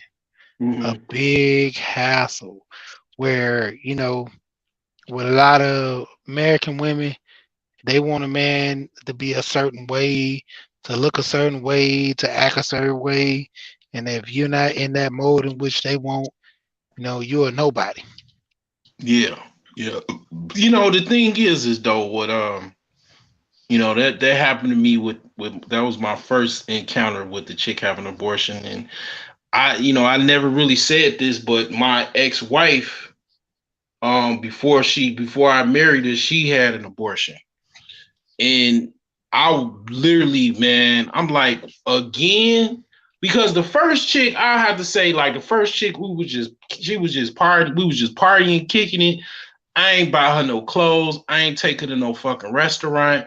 We ain't go to no fucking no place. Like we just, we would just I was just kind of like the side dude that was fucking with her. But Yeah. my ex-wife, we were like, boyfriend and girlfriend. I literally told her when we were getting serious, any motherfucker you talking to, forget the fuck you talking to him, or don't fuck with me, because I mean, the fact is that that was what I just, I ain't want, I that was my way of just let her know or whatever. But the thing is that the broad was crazy about me, because she was crazy, one. And then, yeah, I mean, one thing about my ex and even my ex-wife, the sex was no problem. Sex wasn't an issue. Some people have, problems with their sexual relationship with their wife or whatever. That wasn't no problem. It's actually like, shoot, I didn't have any problems in that. My ex-wife, she would do whatever I asked her to do. I'm talking about whatever. I mean, my ex-wife was the first woman that I actually bust off in her mouth. Like all the other chicks, even my ex, she didn't want to. She didn't want to go. She didn't want to keep going with it. She would just give up. Well, my ex-wife, she was sucking my dick like her life depended on it, and it did. And she was the first person actually to put, give fellatio, and then what I'm saying, got me to bust. Like I what I'm saying, just never. Some people are able to do that effortlessly. It took me a lot of time, but yeah, it wasn't no problem on the sex department. But she was in her fields 1 week. She was pregnant. This was the first time I had got her pregnant. I went away to a wedding, and then I got a phone call saying she told me that she had an abortion. I mean, bra was stupid. I mean, dumb. I got cold. I'm like, all of this shit came because when the first chick I had an abortion, I damn near I was a MGTOW monk before it was even I knew anything about being a MGTOW monk. After that, after I got there, the first chick I was with pregnant, she had an abortion. I was like, a bad taste was in my mouth, and I almost went 3 years without having sex before I got with my girlfriend, before my ex-wife. And then this broad, I'm fucking, you know what I'm saying, doing the whole American boyfriend shit. We kicking it, going to this movie, taking out to eat and all this shit. And this bitch to have the audacity to have abortion on me.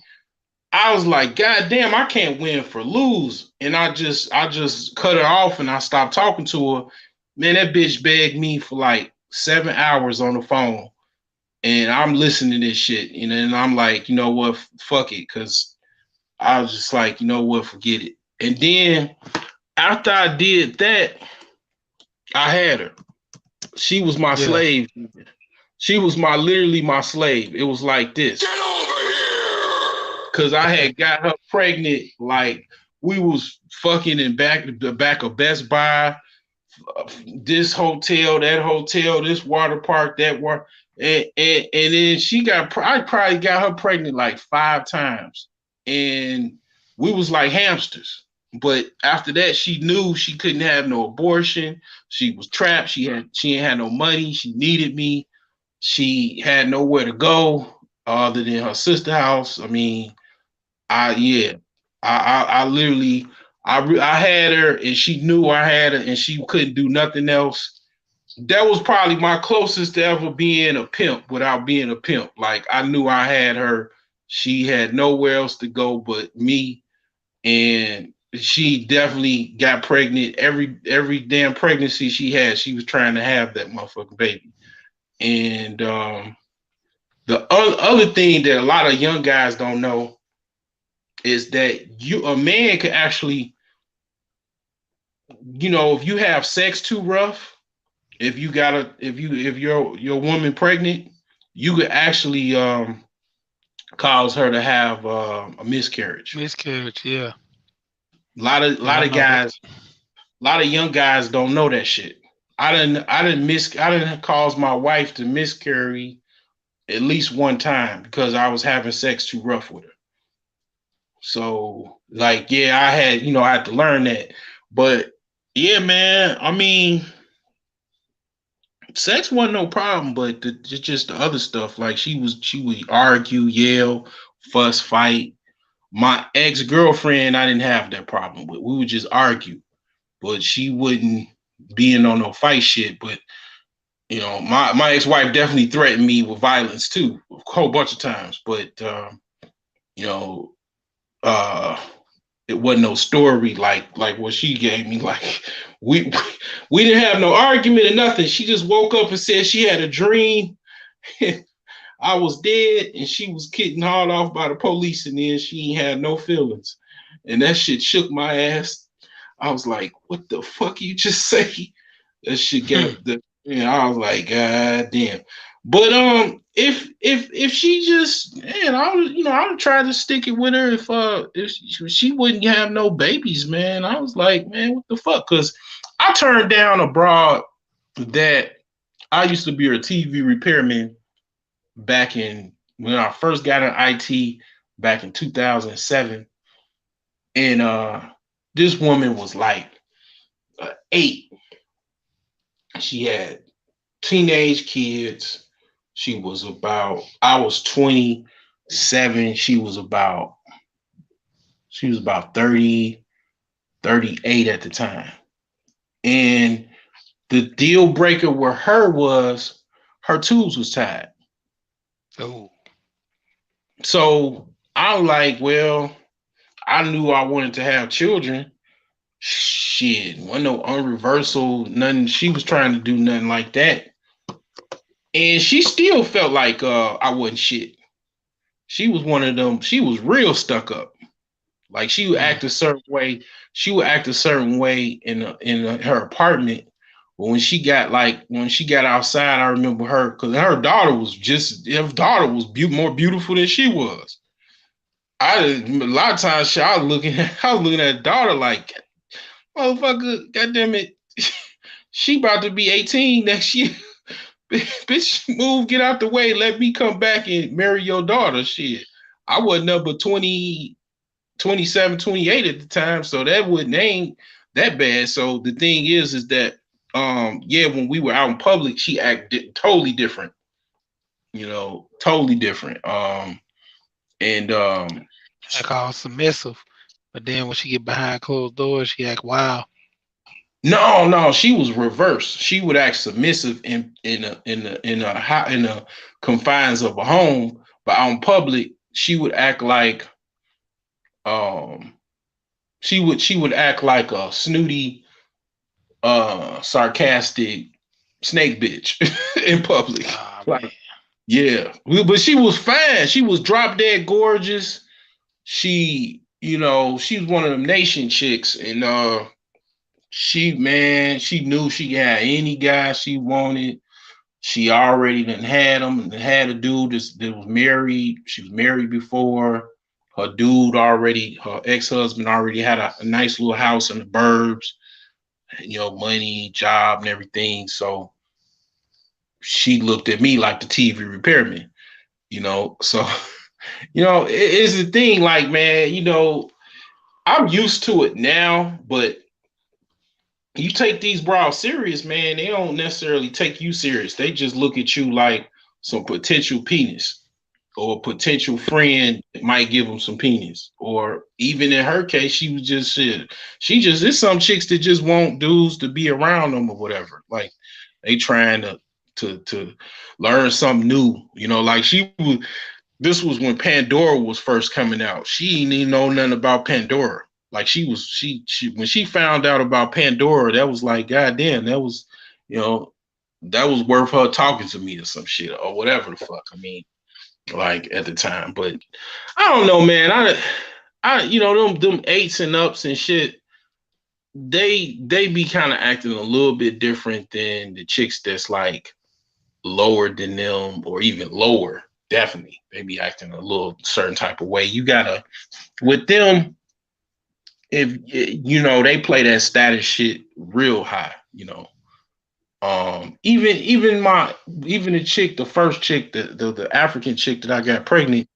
She had big old fat ass West African booty, big ass titties, nice size titties, and I mean like ass make you come in like 5 seconds. I mean she was stuck up too. But, you know, she felt like, you know, I'm just this broke dude that can, you know, get her rocks off. I mean, at the end of the day, like, it wasn't, you know what I'm saying? They be playing that little status game. So, like, that's why the whole, like, I get pussy shit, it got limits to it, you know, because even if you getting pussy, the women, they don't necessarily equate to respect. You know, women that, you know, I really, to be honest, I'd rather have respect. In my later years, the respect is more powerful than what pussy you gonna get.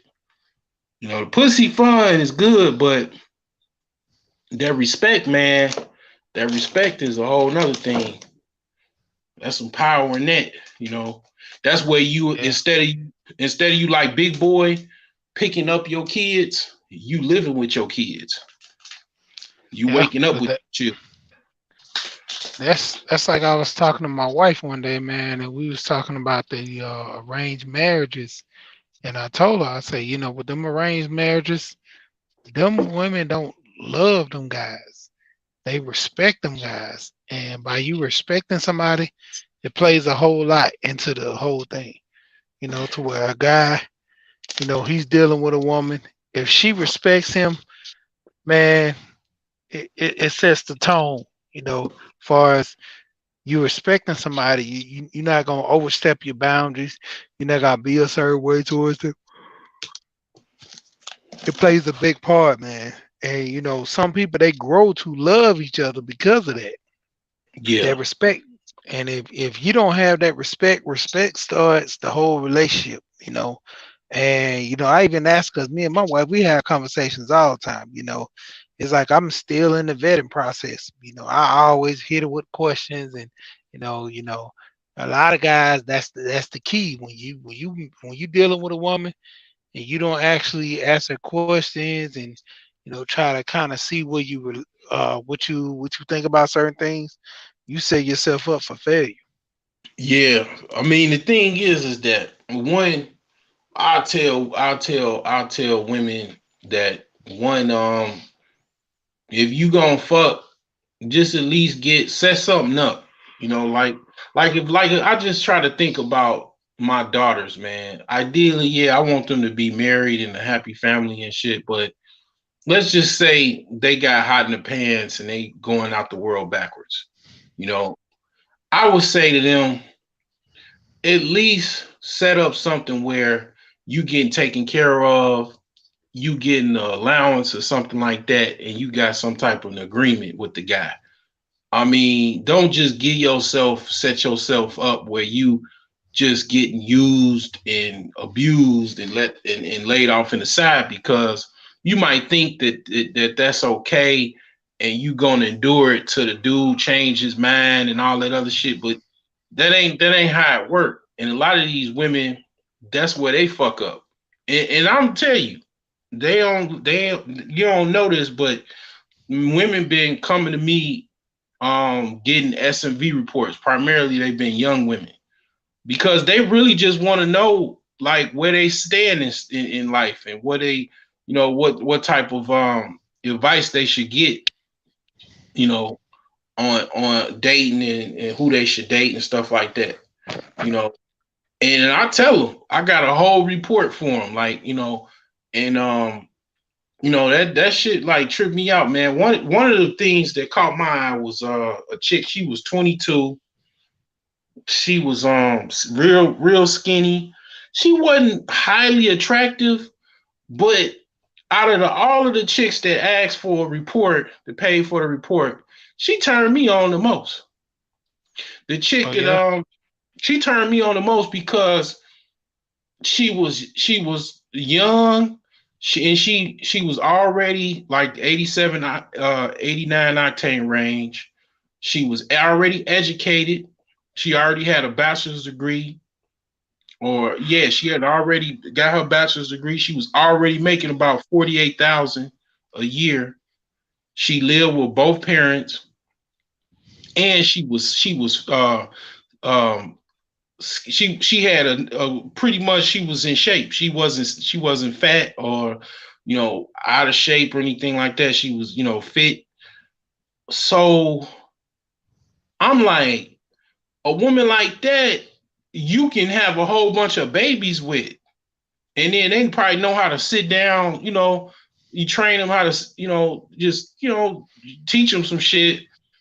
That shit turned me the fuck on, man. I'm like, God damn. you know, I mean, this woman can pretty much have her pick, and she's not even that attractive. And I definitely, I gave her a pretty good report, but I'm like, man, she don't have no children. She young. So if she can get on and stuff like, what Kevin Samuels be talking about, and she can actually work on stuff, and I definitely gave her some things to work on. She can get a guy that make whatever amount of money. And as long as she able to be, to a good helpmate and take care of herself, and all of the, um I call them the 6 F's. She, focus on femininity, feminine hygiene. Uh, Damn, I gotta look at that report, man, because I still got it up. So let me see here. There's 6 things, and they all start off with F. But basically, focus, fashion, fragrances, femininity, finances, and faith. Okay, Yeah. is she focused on them things and then be submissive? She can have any man damn near she wants because she young, no kids. She can fill up the whole house. You can get a 5 bedroom, six bedroom, mini mansion or whatever. You can fill that whole house up, man, with her. Get some higher help to help her out. You know, you can do all that with no issues because she ain't got kids already, and she already kind of can be molded. You could tell she, was raised with her mother and the father. I told her to, man, have her father involved in her life as far as to, vet mates if she looking for a potential mate or partner. You know what I'm saying? And it's like you got a lot of women, they got a daddy and don't even utilize their own damn daddy, man. Hey, the Yo, the your voice, crazy. yo, Can you yo, hear me now? yeah, Yeah, the crazy part of that is, and it's true, because there was a lady who was on Kevin's channel. This girl was with this guy for like 8 or 10 years, and she never told her dad that she was with this dude. She met the dude when she was, I think, like 17 or 18. She wouldn't say, but obviously she married him when she was young. She ended up being like, what I'm saying, I think 27 or 28 when they broke up. But she wasted all that time with this guy. The guy was like 50 something. But Kevin was like, what did your dad think about it? She's like, well, I kind of hid it from him because I knew he wouldn't approve of it. He was like, yeah, you got a 50-year-old man dating a 19, 20-year-old woman.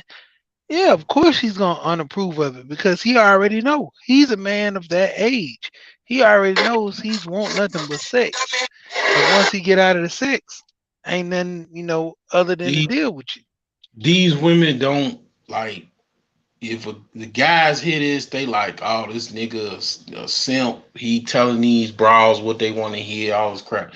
And then the women don't understand till they get older. They like 45 years old. Most of them at that time bitter. They got a deep down bitterness to them that Jesus can't help. Nobody can help, or Muhammad. And it's like, they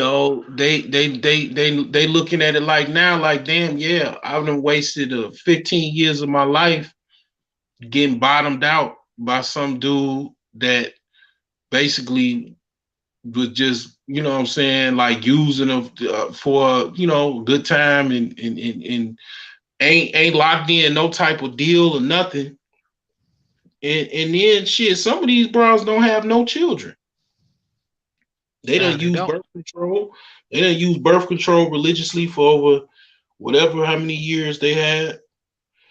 And yeah, they like getting close to 60 because when you 40, 45, you close to 60. 60 around the corner. And then they like, well, you know what I'm saying? The spinster situation is pretty much them. And they spinsters. And yeah, they can travel the world and they can go here and there. But I see these chicks, man. When I go to the store, when I go out, I see these women. And they looking the hardest of all women. They looking hard. They damn near, if I have sunglasses on, they eyeballs burning through my sunglasses because they beyond thirsty. But as soon as you try to talk to them, that's why I pretty much avoid these women. Because one, if you try to get some from them, they trying to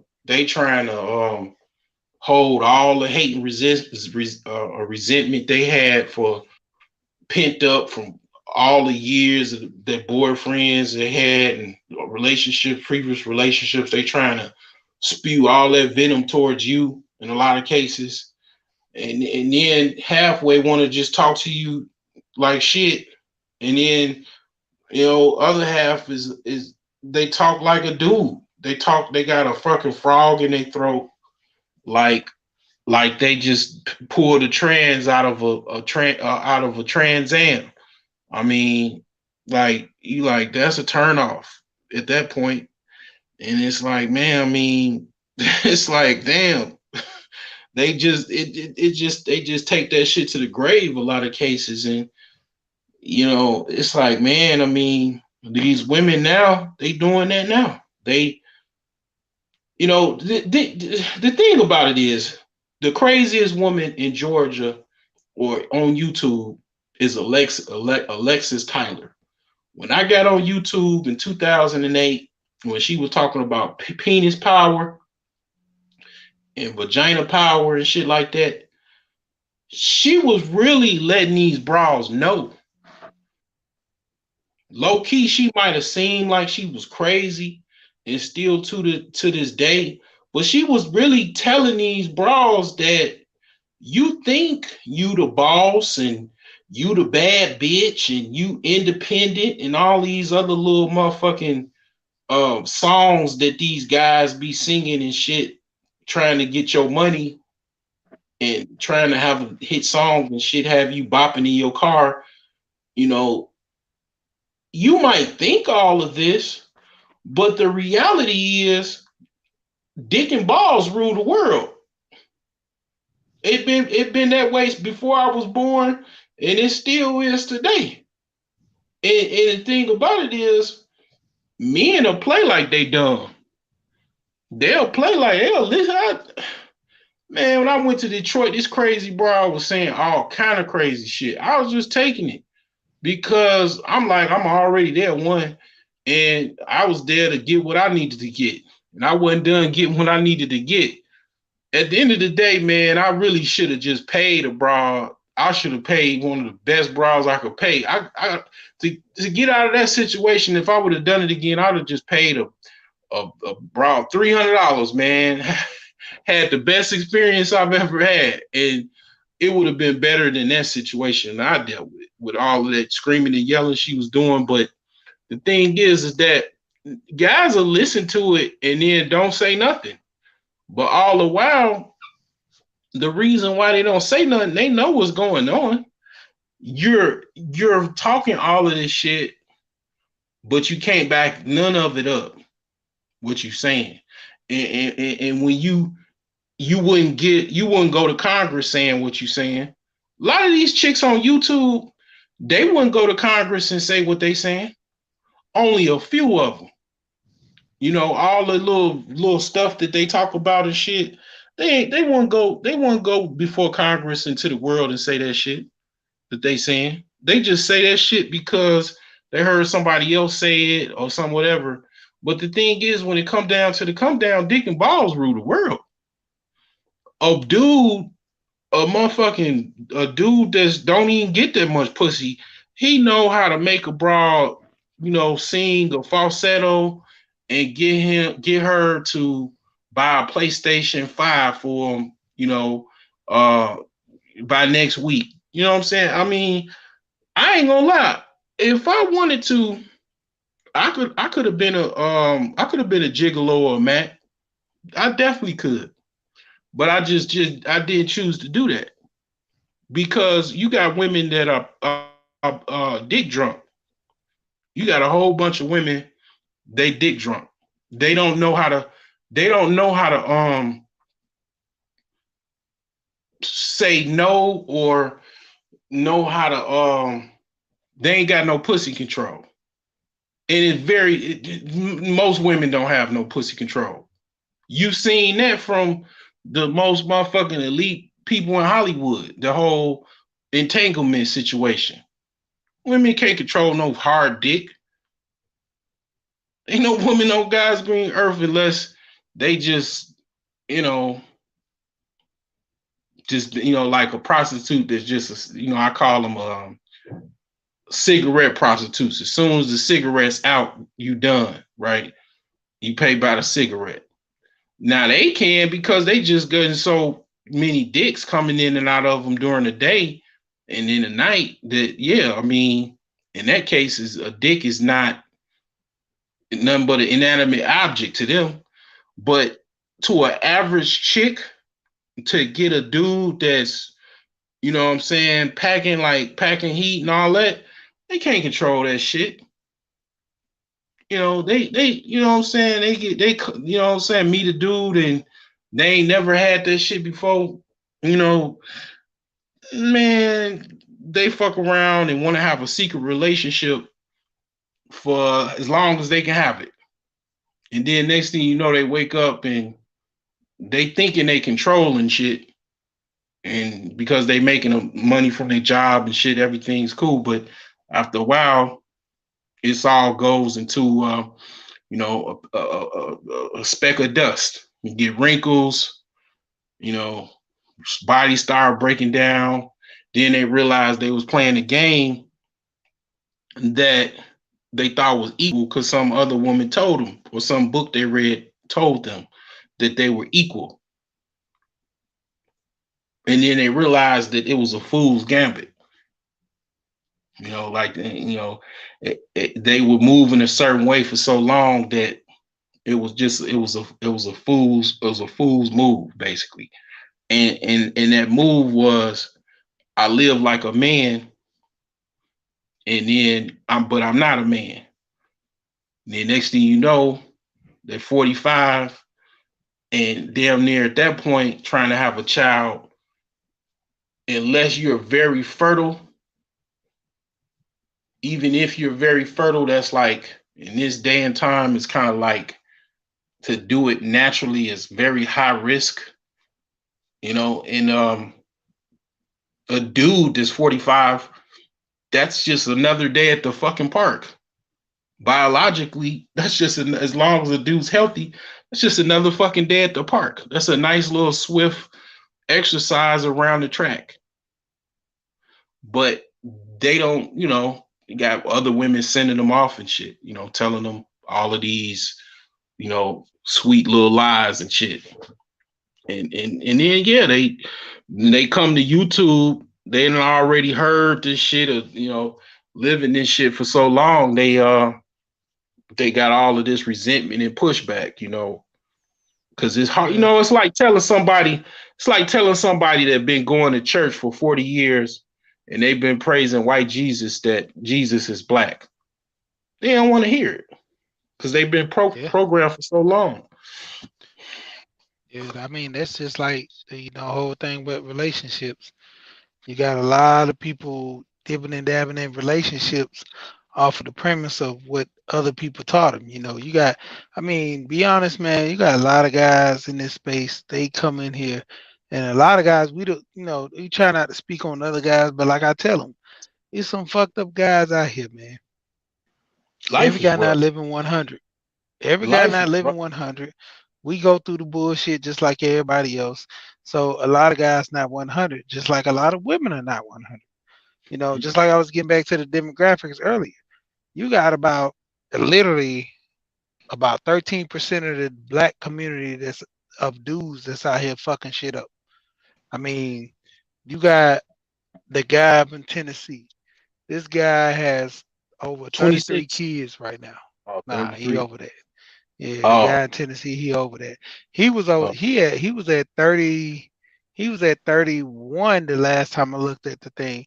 I think he's up to like 35. I want to say he's 35 now, but I know he was like 31 the last time I seen the thing about him. And he was Oh, going to the government for help. Like, man, that's not right. Like, I gotta damn. pay all this money in child support. But this crazy about it. The nigga, dude worked at McDonald's. What? He worked at he probably McDonald's. he probably the most famous employee. Yeah, but the crazy part is, he only giving like they got him down to like less on child support because he couldn't maintain life. And that's the thing with a lot of guys. If you show that you have certain things, you can't maintain life by being on child support. Because see, at the end of the day, if you got a house, you got Uh, a car, they got to yeah. take that stuff into consideration. And if I ain't got no car, how can I go to work and then how can I get paid? So if you Hey, want to hey, say share a again. car is a luxury, Share again. Who are you, man? Who are you? Do you want to come? I mean, I got the link on the panel. You know what I'm saying? Who are you? I seen you on other people's chats and shit on other people's platforms. Who are you? Like, I mean, you in the chat talking about tricking. Tricking is stupid, bro. And when do men hit their prime? Like, who are you? You know, explain yourself. Like, I mean, what, what? Like, I mean, I respect you coming to listen to the video and everything like that, and listen to us talking. But I mean, you making these,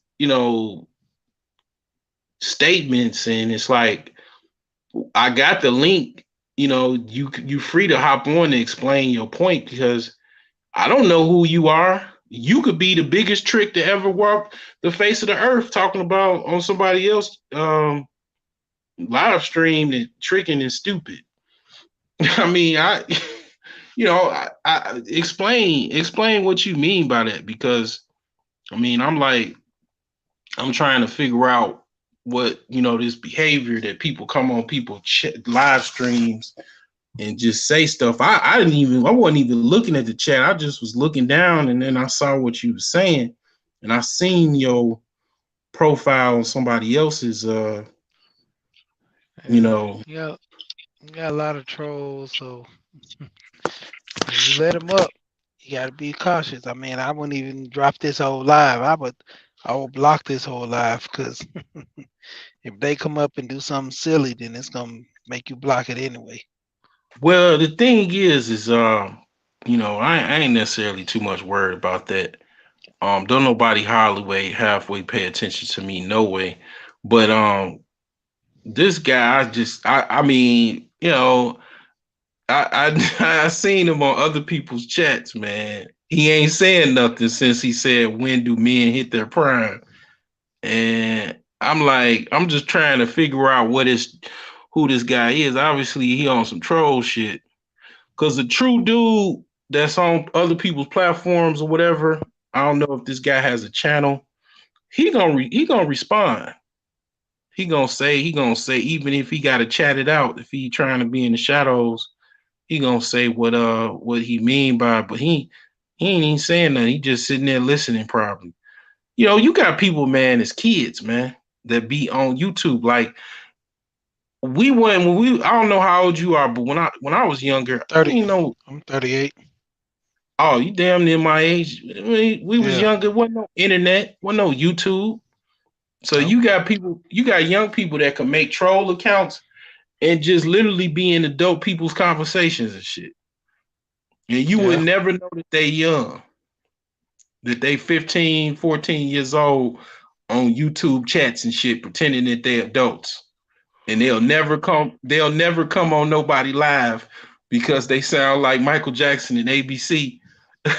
you know, Yeah. and it's like you wouldn't know, man. I just stay hiding behind my keyboard.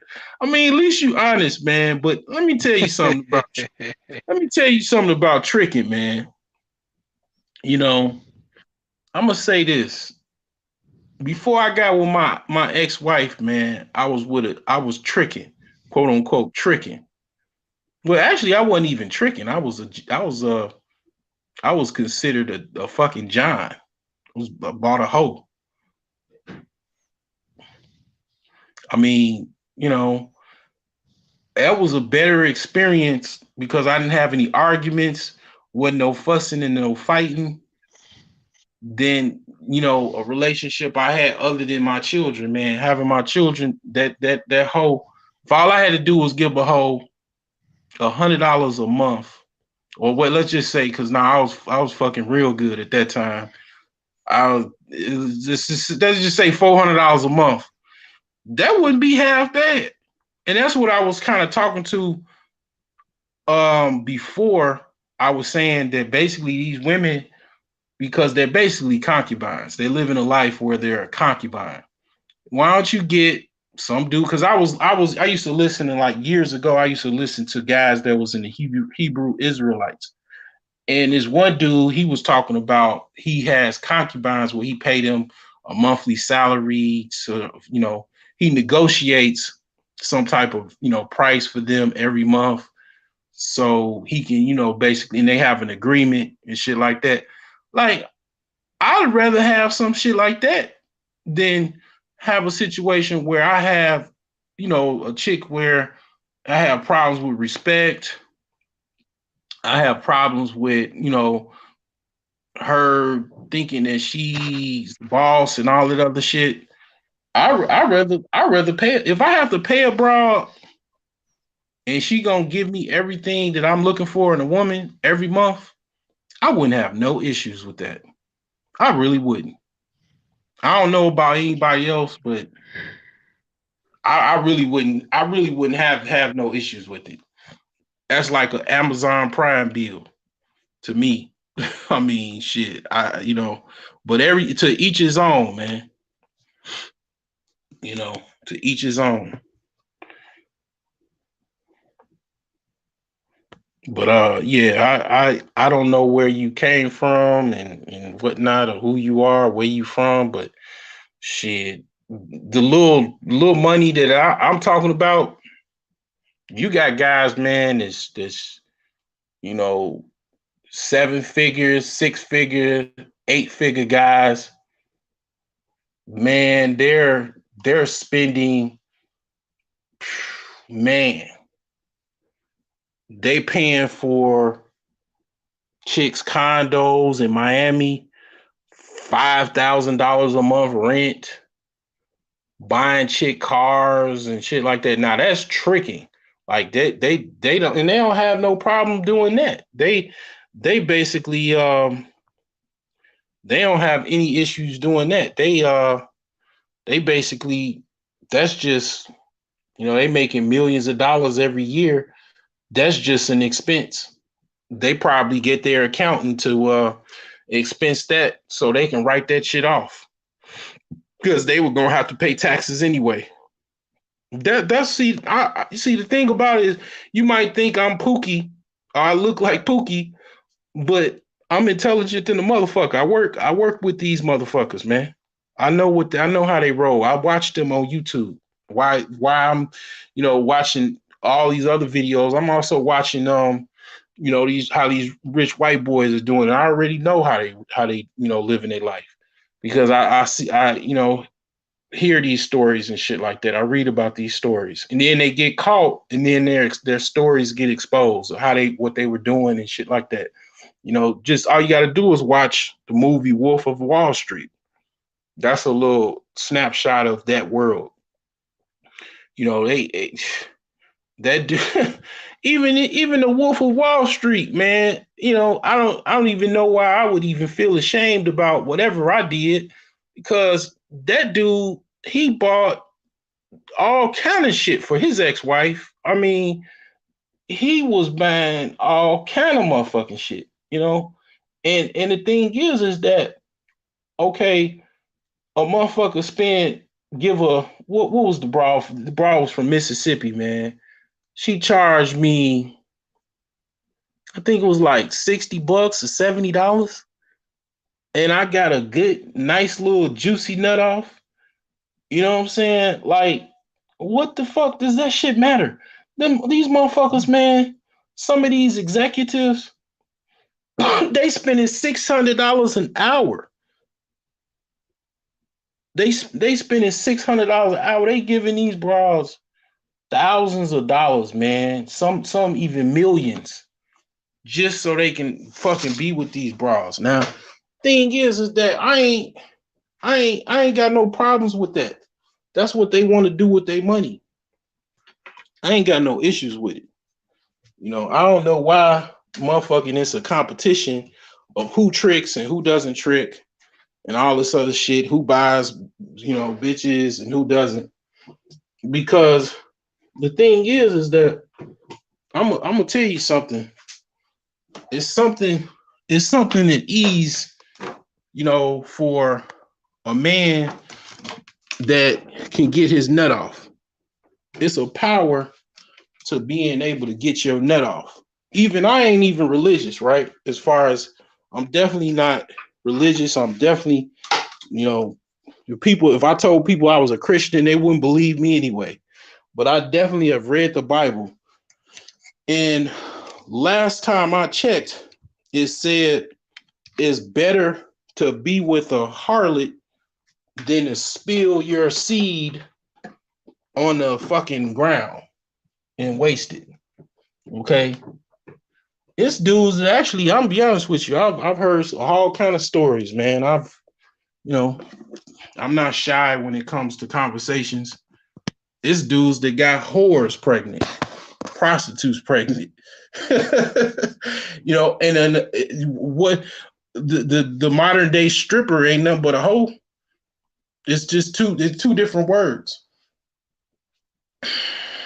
A stripper and a hoe is the same person. And a whole bunch of motherfuckers got strippers pregnant. So, okay, I don't know where you guys get this contest, man. Who's buying pussy or this and that. I mean, it's definitely not something I really give a fuck about. I'll tell you this, and I'm gonna close out. One of my homies, one of my college friends, he had that same concept. He was like, man, I ain't old enough yet to pay no broad to have sex with her. He was like, man, fuck all that, right? Well, my homie, he got caught up with, in the last 4 to 5 years, he got caught up with 3 different chicks. I'll run down the encounter of the free vagina that he was trying to get, quote unquote, free pussy, right? First broad he was staying with, they were fussing and fighting. He got into an argument with her. The neighbors got called out. The police. The neighbors called the police. Long story short, he got booked for domestic violence. Had to get a lawyer. He was locked up. Had to get bailed out. He had to basically pay a whole bunch of money. He had to go take anger management. And my friend, he don't really have no anger issues. He got caught up with a broad because he was trying to get free pussy, and he ain't know how to screen these women, you know. And he had an ego the size of a mountain, so he wouldn't probably even listen to somebody else. But the second broad, he called me one day. He said he picked up some Puerto Rican chick. She got drunk. They were both drinking. She started going crazy in the car. She messed up his ignition switch in his car. Okay, and he had to call the police there, and he had to pay all his money to fix his car. Third broad, free pussy. He basically was met with some Jamaican chick or whatever. She gave him some money, and it was kicking it, and she broke things off with him or whatever. Or, no, he broke things off because he had another chick or whatever, and she was like, you know what, don't call me no more, this, that, and third. She keyed his car up with her little friends and shit, little hyena homies. she called the hyena clan, and they assembled on his vehicle. He had to spend over $1,000 to get the key bitch out of his car, and then fix his car already needed body work. And he was without his car for a whole week. I had to pick him up, take him to work a couple days. Free pussy. So I don't know who you are, share again or whoever, but you might think you getting something for free. A lot of times the chicks that giving it for free, they don't like the bras that's charging, because the ones that's charging, at least they ain't gonna fucking argue, fuss, and fight with you. They gonna give you the pussy, and then as long as you paying them, you motherfucking leave and come and go. Whereas the other chick, she got all of these games and shit like that, and putting up your time, and then if she arguing and yelling at you, that's a whole nother fucking bag of bullshit that I don't want no problems with. I mean, it's not that free shit. You gotta, like, as long as it's cool, as long as you got a copacetic relationship with a woman, that's no problem. But when you getting down to a situation where a chick, she feel like she giving you some free pussy, and she has the green light to disrespect you, to give you hot dogs and French fries for dinner and lunch. I mean, I just pay a bitch to know how to cook and give her $150, and then I get pussy and something to cook, and it's better than that. I don't want to have to fucking go to the upper room. What if that was your last day on earth and your bra served you hot dogs and French fries? And that was what you here lies this person. The ambulance comes get you. You got a half hot dog on the fucking counter in a plate with some French fries. That's what your woman that you were giving you free pussy. That's what you got. She whipped it on you, and then you had a heart attack, and then you didn't finish the hot dog, and then the paramedics is like, oh, this woman doesn't know how to cook. But you get butt naked with laying there with a half a hot dog on the side. But yeah, I've watched. I know about him. What are you, a spy? you're you're a spy, like you're a spy of someone. Are you actually Man of Tomorrow and you're a spy or some shit like that? Spying on my channel? Because I noticed there are spies and shit. Like YouTube is got all kind of like spies and shadow people and all this other shit, man. This shit is hilarious. But anyhow, I'm going to be out of here, and this is going to be on Patreon. So I thank you for your time, but I said a little bit too much information. And this is definitely going to be on Patreon. And if you want to actually watch this footage and other footage just like this, where I said too much shit, join patreon.com/broke geniuses. You say you don't spy? Oh, okay. Yeah, I mean, the thing is, man, I listen to other people and I don't necessarily subscribe. I'm guilty of that. Because I mean, it is what it is, man. I mean, I don't know. Do you have a channel, Mr. I don't know what is Sherigan. What is Sherigan Amateur Rasu? Are you like this? You sound like a foreigner. Probably. Are you from another country?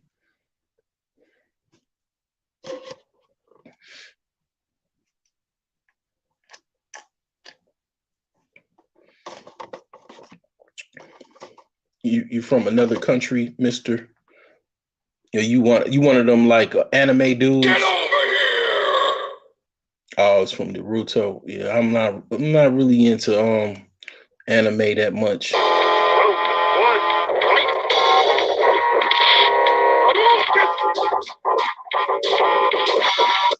But I'm into this though. The shit's chess, it ain't checkers.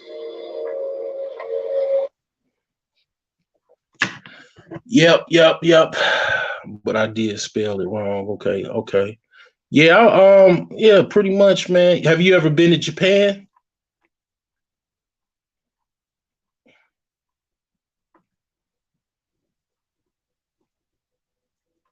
You ever been to Japan?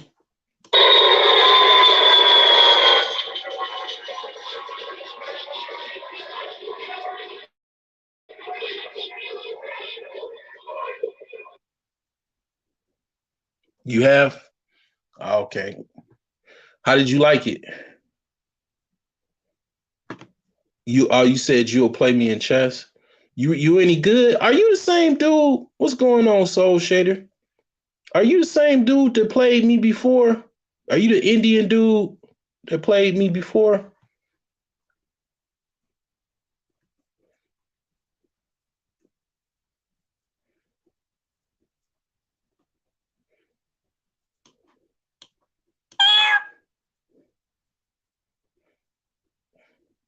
What's your chess score?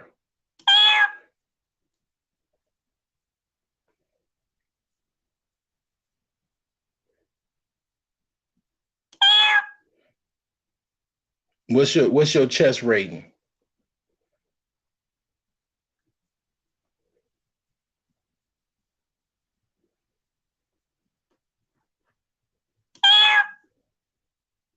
Do you know what chess rating is?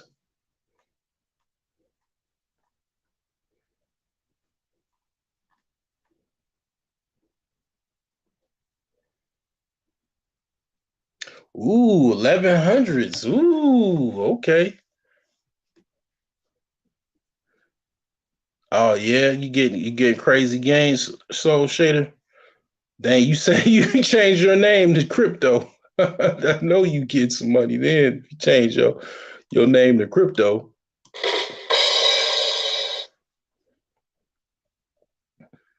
But I was better.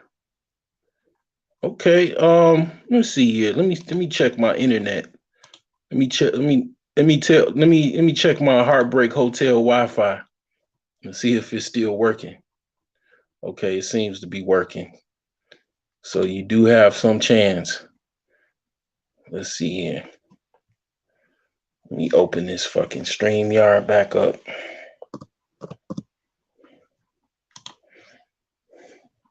I guess she, man, is definitely anti-tricking. He's like, I'm out of here. Man, shoot. I think I didn't trick hard enough, or not even so much trick, but I didn't buy enough fucking women. But I mean, I pretty much.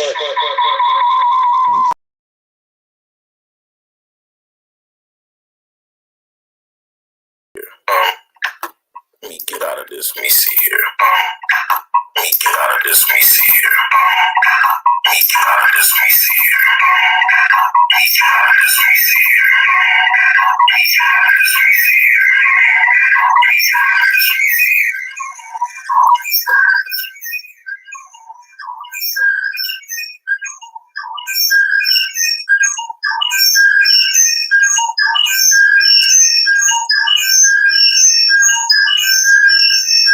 That's a cold beat right there. That's a cold beat right there. Damn. I don't know. I think is my volume decent. Let's see. You charge my phone up. Oh man. Let's see here. Yeah, man. I don't buy any women anymore. I don't buy women. I don't buy any women anymore. I just wait and I just be like, get over here. That's my dating strategy. I just wait and then I'm like, get over here. So, but I was better.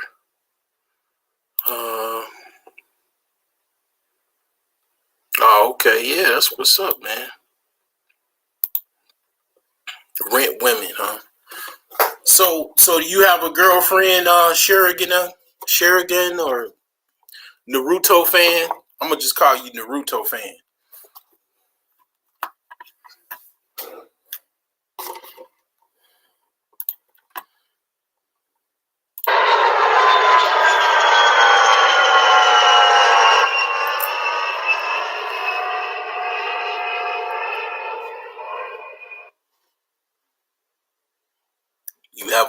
You got a girlfriend?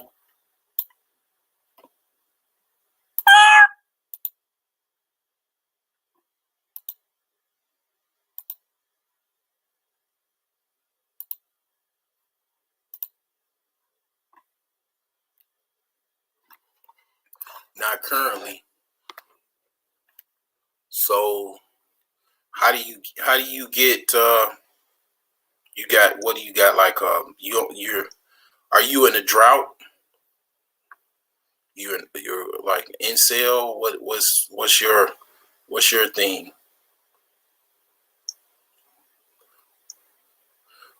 When was your last confession or when was your last encounter with a woman that wasn't a sex doll?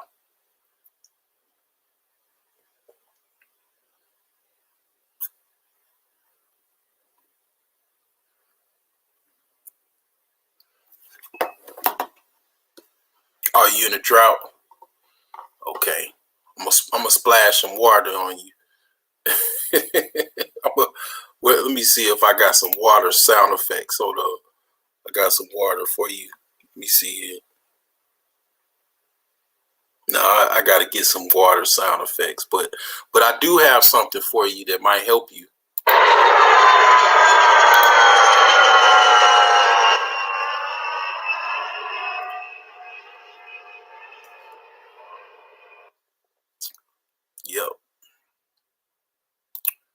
Yep. That's even better than water. Just go ahead and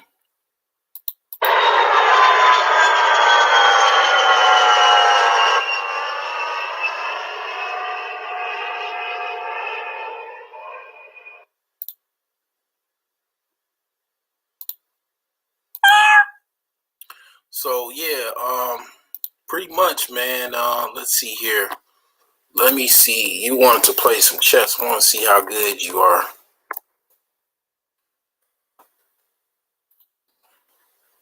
But I don't think I'm not too confident. Your score is pretty much what mine is. So, yep. What's your chess name?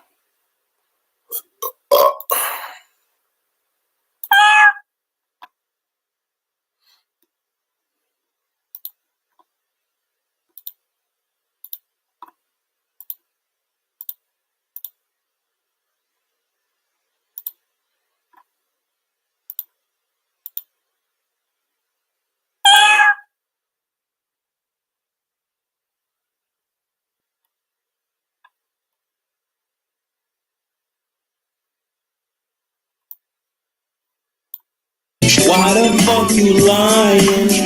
Why you always lying? Oh my god, stop fucking lying.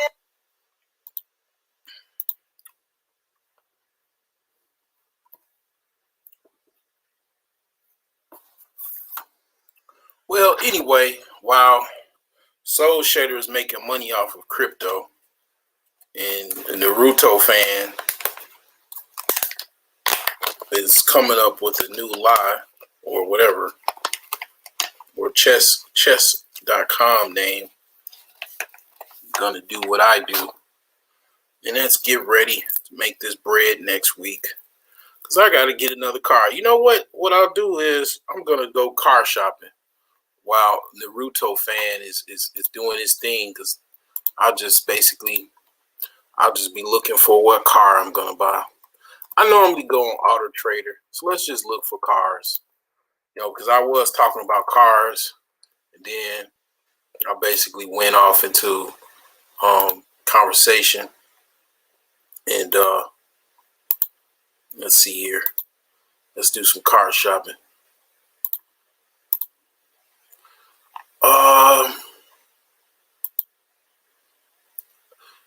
New York, man, they probably gonna finally get some sleep, man. Shout out to New York. So let's see here, man. I just want a freaking Nissan. Remind me of my sister. I'll just look for any model, just something to get to work back. I ain't got to get no fancy car. I already got something in another car on layaway. I had a Nissan before. I want to give me another Nissan. Should be plenty of Nissans around.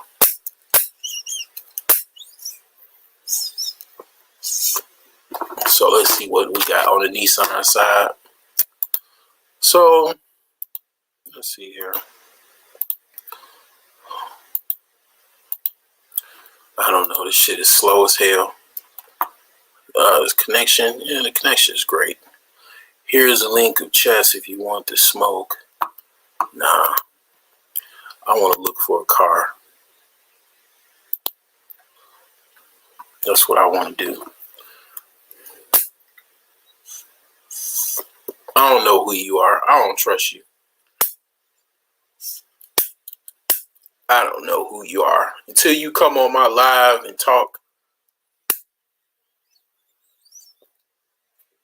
I'm not playing. Because I mean, basically, I don't know who you are, man. You could be just a cheater. So, I don't like cheaters. So, yeah, this is pretty dope right here. I like this one. Yeah, this will be dope. Something like this, yeah. Where's this at? Oh, nah, I ain't going there. Forget that. This is another place that I like to get. They got real good cars here.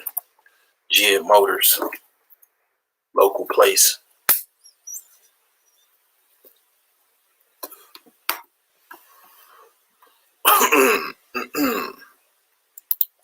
But yeah, New York, man, they're probably getting a whole bunch of rest right now.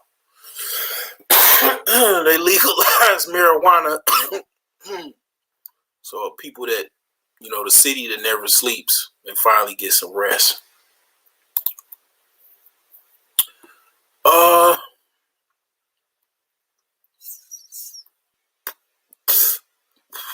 Man, that's a nice G-Wagon.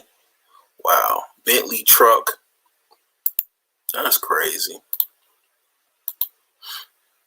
This is crazy. And then look at the car payment, $2,500 a month. It's cats that actually will get this, man. This is crazy. Wow, $2,500 a month, and this could be all of yours.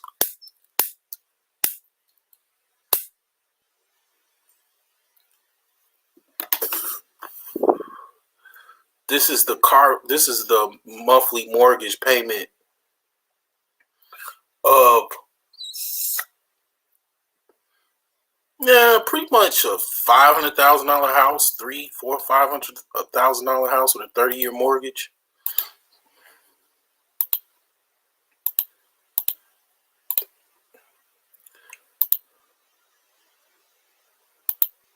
It's not even really that fancy to me.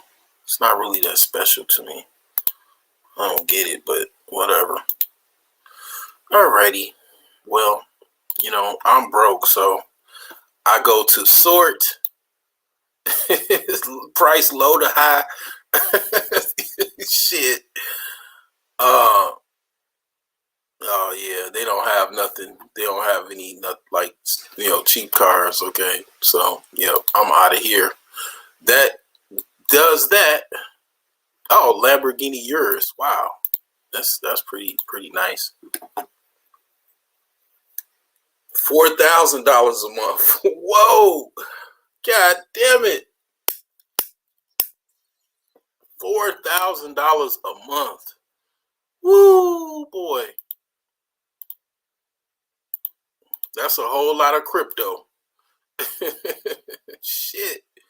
This got an 8.4 liter engine and a 8-speed transmission. Let's see here. I don't see the, okay, they got mechanical. Oh, I gotta look up the freaking, what the horsepower is for this here.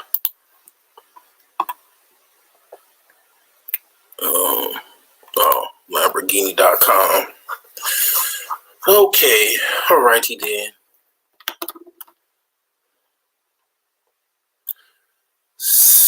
V8 4-liter twin turbo, top speed 190 miles per hour, 0 to 60 in 3.6 seconds.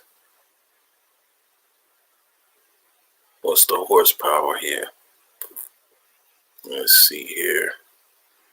Don't see the horsepower.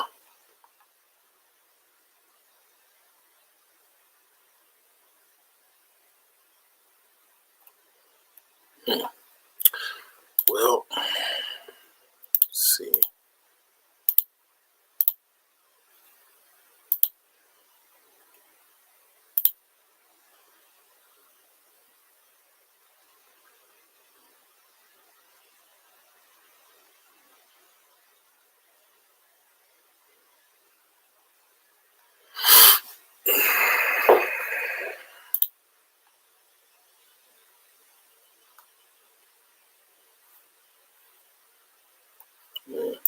This doesn't say anything.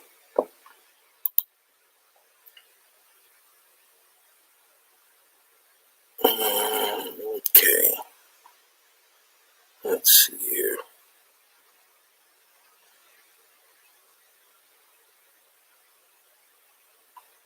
Base.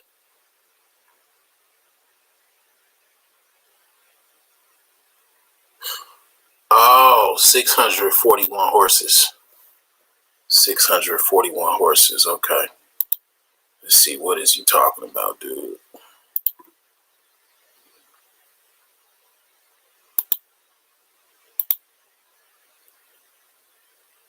You drive a Honda Accord. That's pretty dope. That's a dope car. I would definitely be okay with a Honda Accord. What do you do for a living?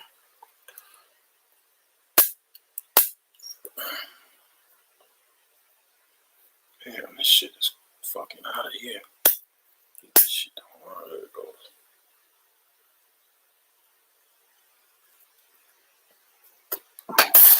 Oh boy. What do you do for a living?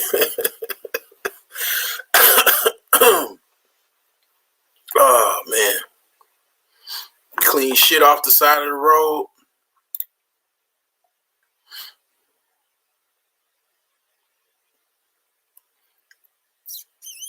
You're a janitor.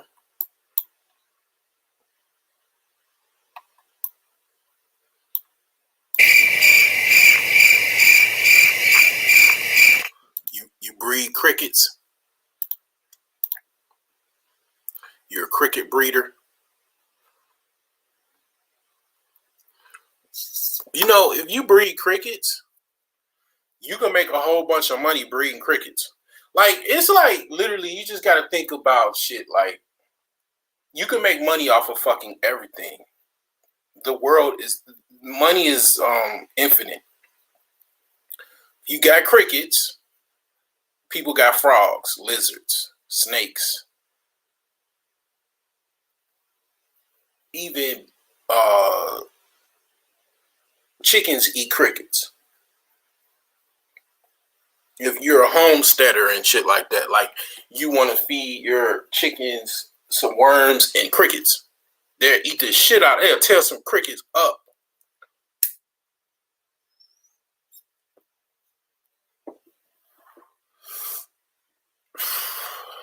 You just like breed, like you have a whole bunch of crickets. You can also spiders. Spiders eat crickets. And shit, crickets like they're universal. Like rats will eat them. You have pet rats and shit. You can feed your rats, so you can feed them to your snakes. So if they have like a high protein diet of crickets and worms, they'll be real fat for your python.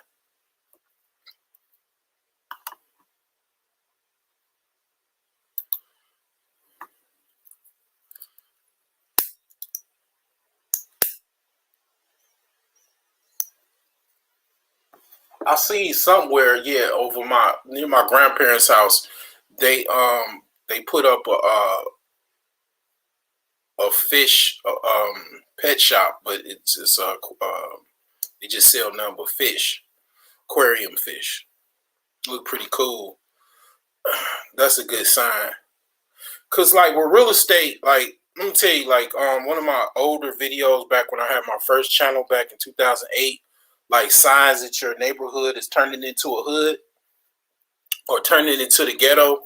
One is the hobby shops are they close all of the hobby shops because hobbies and pet shops, a lot of times people don't really think about it. A pet shop and a hobby shop, that's where basically you have extra income. That's why, like in the hood and shit, in the ghetto, like in Gary, Indiana, you see a lot of stray dogs, stray cats and shit. Because the thing about stray cats and dogs, that's a sign of like people getting broke. Because when you get broke, you can't afford to take care of no cat, no dog. That's a sad story about being broke and shit. Like, it's kind of fucking sad. I mean, even worse, I don't want to hurt anybody's feelings, but like you lose your children. Like it's many cases where in history, people have lost their children to DCFS and shit like that because they couldn't take care of their children because they couldn't supply a roof over their head. They couldn't feed them. They had to get their children up for adoption. Unfortunately, like, yeah, I mean, it's fucked up, man. And the thing about it is, though, when the hobby shops close, that's because, people are not able to have a hobby. You have to have money to actually have a hobby. It's kind of hard having a hobby when you're 4 months behind on rent. you're about to get, evicted and shit like that. It's kind of hard to have a fucking hobby, when you're in foreclosure. If you have a hobby, your hobby is probably the reason why you're in foreclosure. You know what I'm saying? So, yeah, I mean, the sign of a hobby shop, opening back up and shit or whatever. Pet shops are hobby. Having a pet is a fucking hobby. Like, people don't even know that shit. Like, if you got a little dog and shit, that's your hobby. You know what I'm saying? That's why a lot of chicks get dogs. That's just like, it's a status symbol. You know what I'm saying? Because basically, it's having a fucking cat and a dog and shit, a fucking lizard, a gecko. That's a hobby. So when you got motherfucking little extra income and shit, you basically got the basics and shit down. Yeah, you can you could afford to get a dog and shit, but some chicks be going broke, and then they don't want to take their dog or cat to the motherfucking shelter, animal shelter. People go broke, and then they just let their dog just run outside. And then the dog just out there. It's fending for itself. You know what I'm saying? Or the dog run away and they just don't give a fuck, or just, whatever. And it's just out there. And then even your pets and shit, like your kids and shit, like you can get a chip. You can get your dog chipped and then, or have something where they'll never get lost. But you have people that have pets, they don't get, they don't have any, they're broke. They don't have any money to get a chip. It costs $100 to chip your dog or your cat. They just be like, man, fuck all that. I don't like that dog like that. I don't like, cat, man, fuck that shit. They ain't getting all of that done. So they don't get it done. Then the dog runs away, cat runs away. The police comes on the scene. It's like, did you chip your dog? Did you chip your cat? And they like, nah. And it's like, man, I'm gonna be honest with you. I'm gonna keep it all the way a buck with you.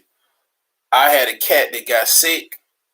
Man, my sister saved my cat's life and then white folks, man, they saved it because they was empathetic about my situation because I definitely didn't have it.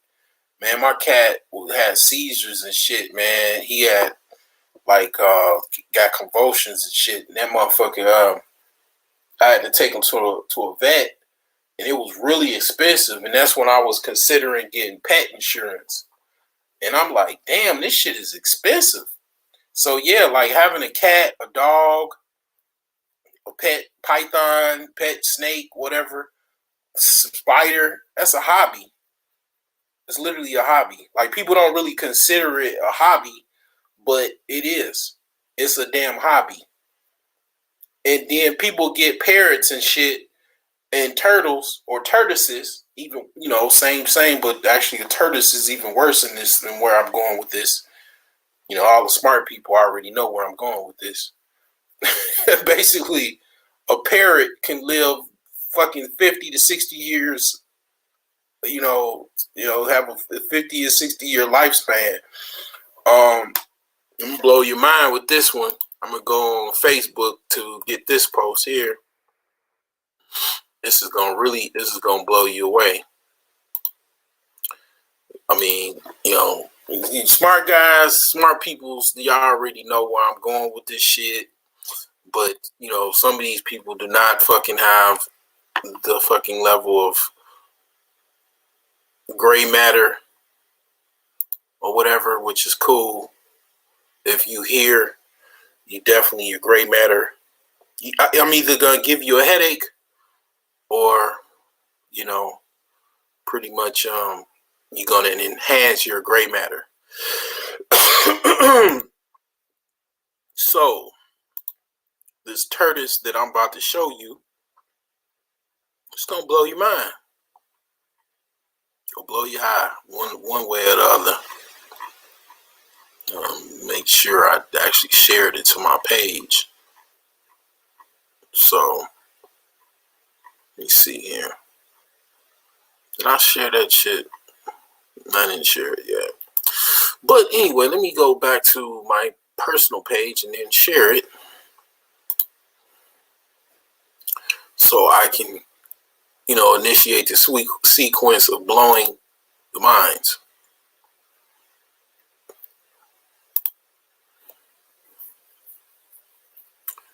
So, and yeah, I don't like that versus shit. I don't really give a fuck about that versus shit. Like that shit, like I like both of them, and it's like I don't fucking watch versus. Like I'm not really into that shit. They're like, I don't know, just really not into that. But anyway, like, where's that damn old ass fucking tortoise that blew my fucking mind? It's like a shark. It's sharks that are old as hell too. Some sharks is like I think like 300 or 400 years, 500 years old. But anyway, I'm gonna share this on my page. We're gonna talk about this tortoise here that is very, very remarkable. Okay, on Bro Genius's Facebook page. You young people, you only mess with the gram. And I get it. I understand the gram. I learn from people as well. I mean, I learn from you young people because basically your gram is good for them bitches. What, you thought I was gonna have something like some dramatical fucking explanation? Shit. No. No, not at all. Nothing but cock teasers. So cock teasers, it's a basically you could call it cock teasers and it'd be the same fucking thing. You could change the name from Instagram to cock teasers and it'll still be the fucking same shit. So yeah, when I don't want to go on my Tumblr, before I go to my Tumblr, I go to Instagram. And then I'm like, okay. So anyway, I'm going to share my screen and I'm going to talk about this old ass tortoise. And this motherfucker here. Okay. Born in 1832, and this was taken March 15th at 2:56 p.m. and it's not dead.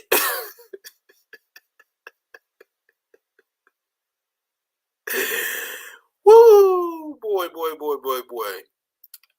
Born in 1832, 5 years prior to the coronation of Queen Victoria. I know who Queen Victoria is. Grandmother of Queen Elizabeth II, which is the current queen. Yeah, this Queen Victoria here. This motherfucker been alive before slavery. Fucking before before the Emancipation Proclamation. This turtle has been fucking living way before it. It's still making babies. Like he's got his little fucking kids right there with him.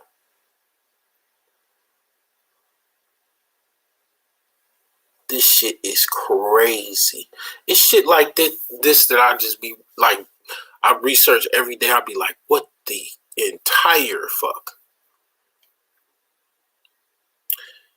It's called Jonathan the Tortoise. It's due to turn 190 years old in 2022. Oh my God. 190 years old. So you go to the pet shop. Yeah, give me the pet tortoise right there. Yeah, I want a tortoise. And it's like the dude probably looking at you like you fucking Mark. Like this tortoise is going to outlive your entire family tree. and then whoever started the family tree. I mean, golly. Like, I mean, damn, that's crazy.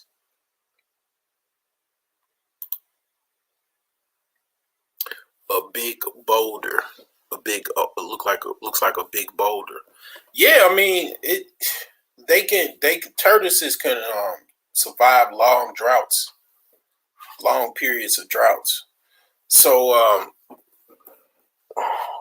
one story I don't know is true, but I believe it. After you can see that what you saw with this tortoise, there's a story where little boy pet tortoise just disappears.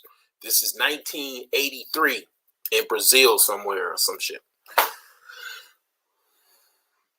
Long story short, he forgets about it, blah, blah, blah, blah, blah.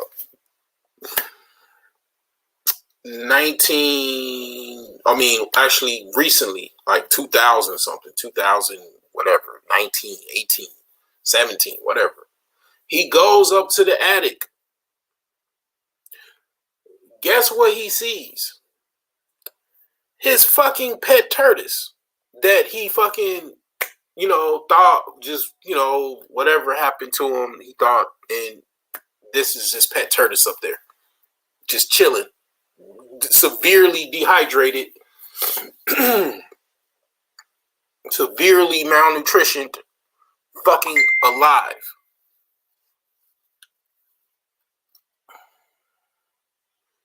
I mean, obviously, it survived off of whatever it could, spiders, insects, whatever it could, which spiders and insects don't really, in an attic, don't really have a lot of water other than,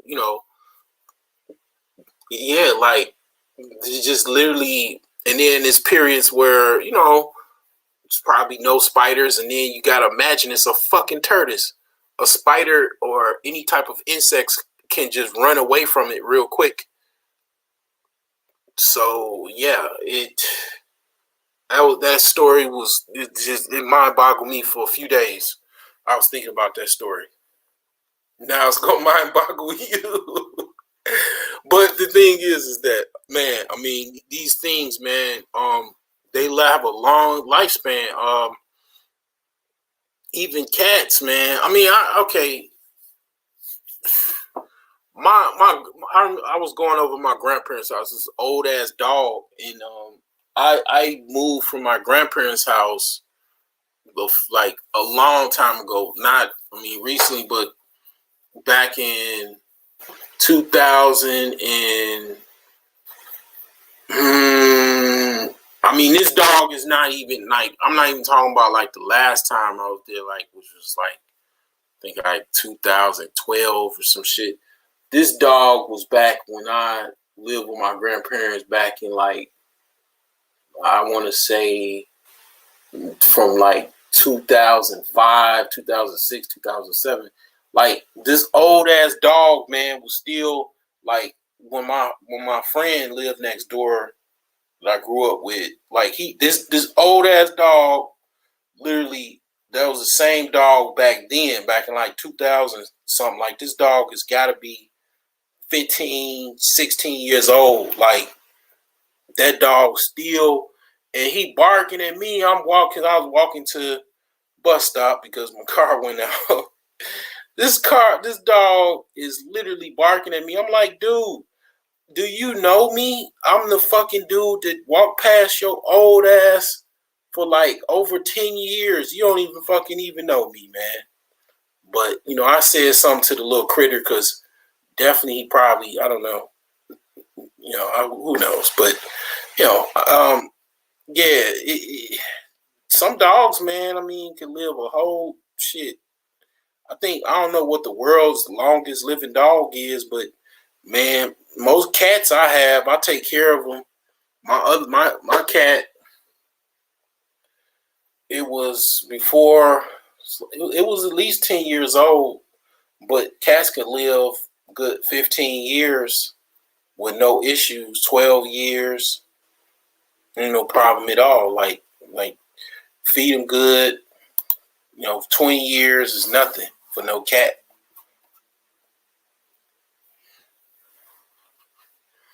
You know what I'm saying? So, yeah, man, cats is definitely, like, pets are a hobby. You know what I'm saying? Pets, goldfish, even, shit takes money and time to manage this stuff. You know what I'm saying? Like, people don't really look at it. That shit is definitely a hobby, And babies, babies are not a hobby. Having children is not a fucking hobby. No, it's not. It's not like no dog or no cat. Like a dog and a cat, they come out their mama womb. They already know how to do everything. A baby, it's a totally different situation. Totally different. It's not a fucking hobby, but these women be making it look like it's a hobby. So, but yeah, man, you fool around, go to a pet shop, get you a, yeah, I want that pet tortoise right there. your tortoise be walking they come to the funeral or whatever they call it, when you go visit somebody and they at the house. I think they call it a repast or some shit. Your ass 85 years old in your casket. And then at your repast, your tortoise is walking around. Now he in his little habitat, little whatever little box that you got living in with his food and his water, and he just there. You done had him since you was 42, and then at the repast with your third wife and your children, the pet tortoise is still there. Cause your ass wanted a pet tortoise. You went and picked out a pet fucking tortoise at the pet shop. You didn't know the lifespan. People get parrots and shit, birds, and then they don't know a parrot could live like 50, 60 years. Then they like, God damn it, I gotta go take a trip to South America to go let this motherfucker free because I'm tired of this motherfucker.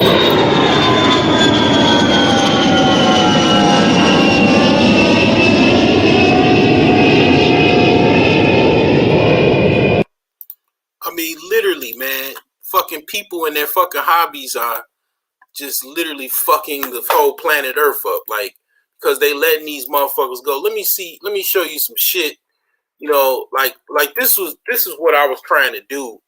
I was thinking about all of the things that I was trying to do and whatnot. I was going through my legal situation. So lionfish, I want to go lionfish hunting because a whole bunch of people had lionfish, and basically it just took a small number of people to let their lionfish go out in the fucking Atlantic when their habitat is the Pacific.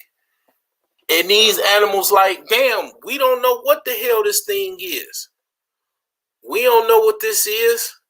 So they don't have any like understanding of how to deal with these animals and shit like that. That this strange creature that's just, eating everything. You know what I'm saying? So basically the lionfish is, it eats a lot, and it basically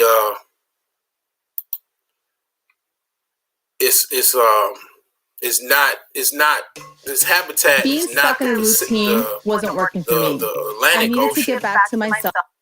It's the Pacific Ocean. So because a whole bunch of people had pets, they just let them free.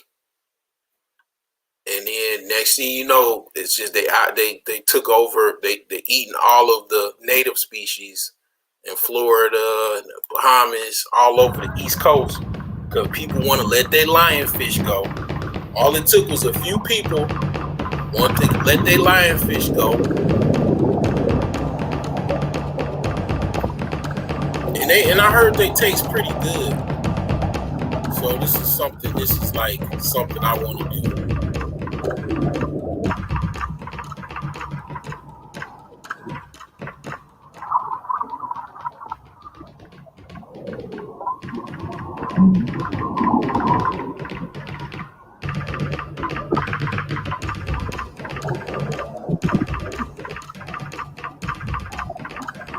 And just so you know, you better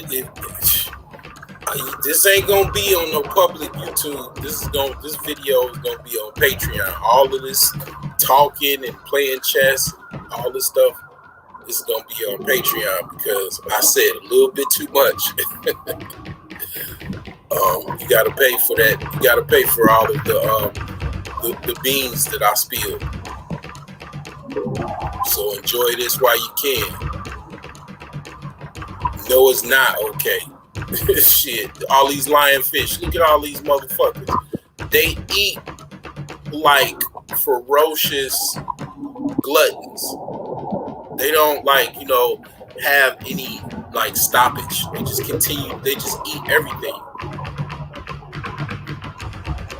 And then they breed real fast. And a lot of eggs, like over 200 eggs hatch, I think every few weeks or some shit like that, something crazy like that. But I do eat fish a little bit.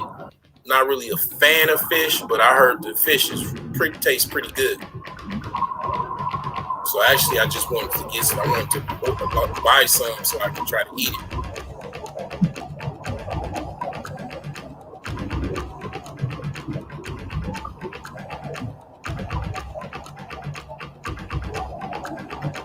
So this is from all of you sea Aquarius that basically have, these fish in your little fishing tanks. Let it go, and then just destroying the whole fucking world. So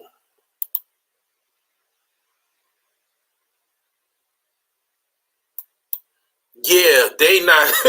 you know it. They ain't gonna catch all of them damn fish. What they did was smart. They started to train the local fish because even the local fish were not eating them. They trained the groupers. They trained sharks to eat them. And you put them in there because see, that's the thing about an invasive species. The animals that are there, they have a taste that they got from whatever, how long they've been in their habitat. They don't know this creature is on the menu, and they don't even know what it is. So they had to train these animals, the local fish, to eat them because it's sharks and stuff like that, and dolphins, because they didn't know what they were. They didn't know what this creature was, because it's not from the Atlantic Ocean, is from the Pacific. So that's just one of many things. Like in Florida, they had the iguanas. People were doing the same thing, letting their iguanas go. Iguanas got too big or whatever. They let them outside. Now they got iguanas all around Florida and shit. And iguanas are not from Florida. One good thing about it is basically that that it was really cold over this winter. This winter has some really, really hardcore cold periods. I don't know how cold it got in Cali, but in Florida, a lot of them iguanas they died because it was just so cold, and they can't take all of that heat. I think they're from the Galapagos Island or some shit. I don't know. They're not from Florida. They're not native from Florida, but all it took was a couple people that had them as pets and then let them go, and then there you go. So yeah, a lot of them survived and whatnot. It's a funny story, but I don't think it's that harmful. So I had parakeets as a child. I had two parakeets. They both died because I kept the freaking lid on them. And you gotta take the lid off in the morning. Really, you're not supposed to even put no lid on them. You're supposed to do a series of things that I didn't do. But anyway, parakeets are tropical birds. Well, parakeets are all over Illinois right now, and Chicago. And you think I'm bullshit? It's nothing to show you this shit. Like a whole bunch of people let them outside. Maybe I should have did that. I should just let my parakeet outside. You know what? Parakeet, just let it outside. So the parakeets, which are like kind of parrots, Chicago. I seen them I seen them in Chicago. In Chicago. So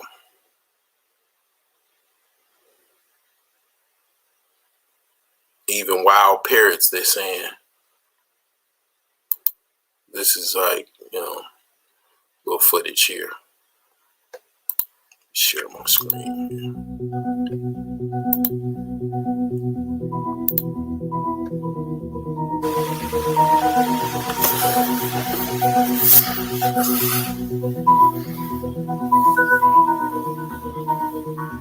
Hi, my name is Leanne, and right now we're walking around Washington Park searching for people who know where these parrots are from.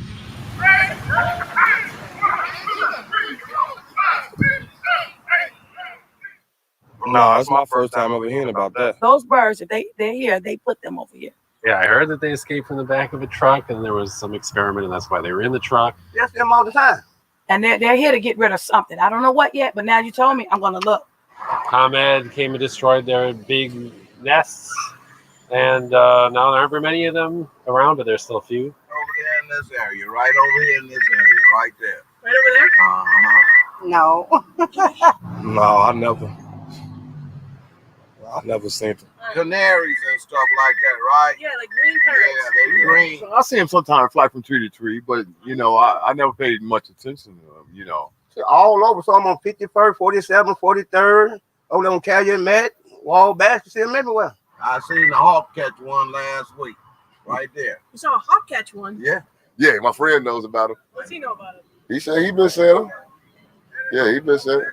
Now, we haven't seen any since we've been out like here. I see out there, but never the parrots. Never parrots. So. They go, ah, ah. The whole flock of about 30. And my kids used to call Nicholas Park the Parrot Park because of those parrots. No. No, how they got here? People letting them out their house. Y'all gonna do something about it? I thought the paw put them in. These trees right along here. Yeah, around in this area, yeah. I still haven't seen one, but we did have someone make a parrot noise, so that's great. And I don't know, there seem to be a lot of mixed stories. Still haven't gotten down to the bottom of the situation. I want to know where they come from and how they survive the winter. I'd really like to see one. Hi, my name is Paul Ruditori. I know where one of their nests is. My name is Monica, and I am calling about the parrots. Hi, my name is Melissa McNeil. I am calling to report a parrot sighting.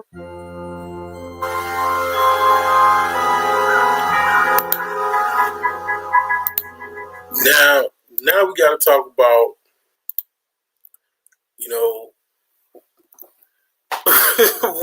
now you see what I'm saying? Nice looking white chick, right? Ain't a woman you've seen that just want to bring home to your mama that was black. Guys, dog it, man. That's a shame. But yeah, man, this parrot thing, yeah, it's how they survive, I don't know, but they do. But anyway, I'm gonna close this one on out. I appreciate you, hopping in, and join the Patreon. I guess I'll leave this up for about 5 seconds, and to join Patreon, and all of these footages as well as other footages that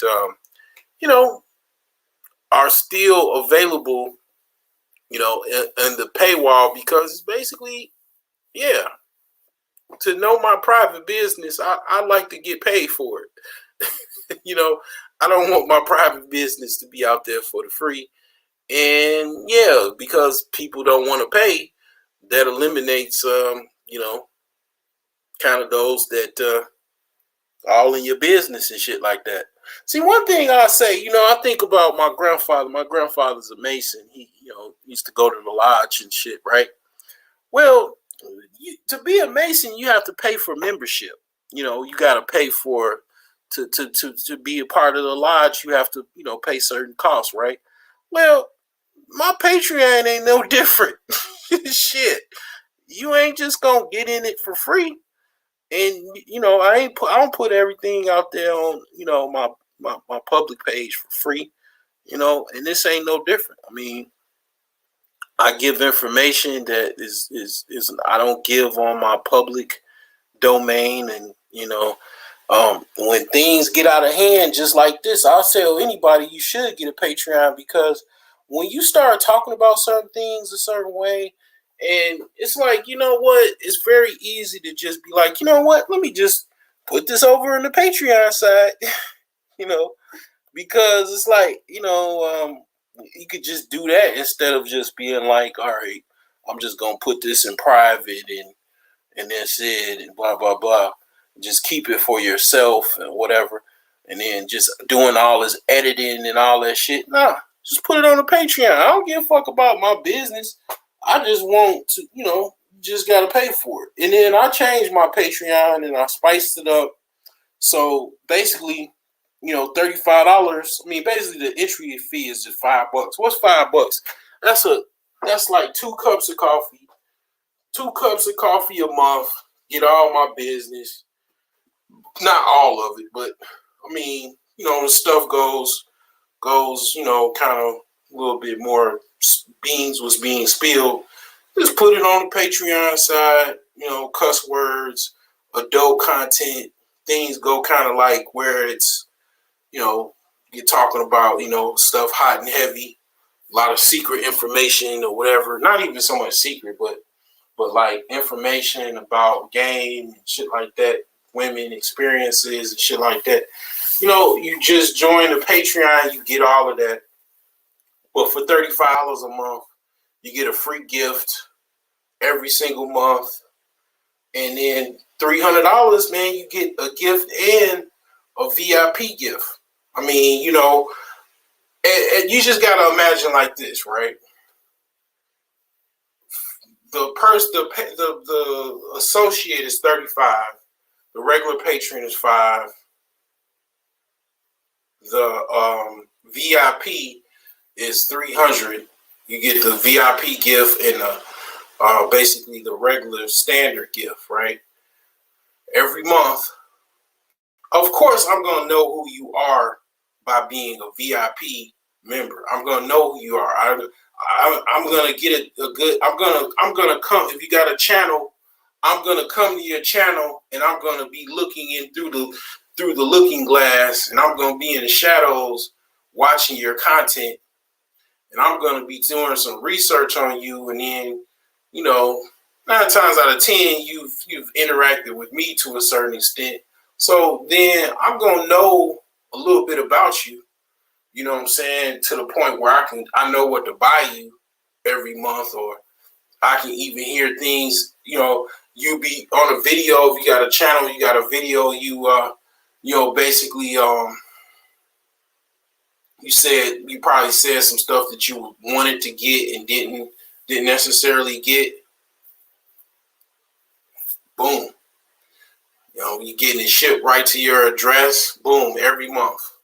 I mean, I'm getting you, you got to imagine, nice watches, clothes, maybe a VIP bottle of champagne, maybe like a box gift of, I work for a liquor company.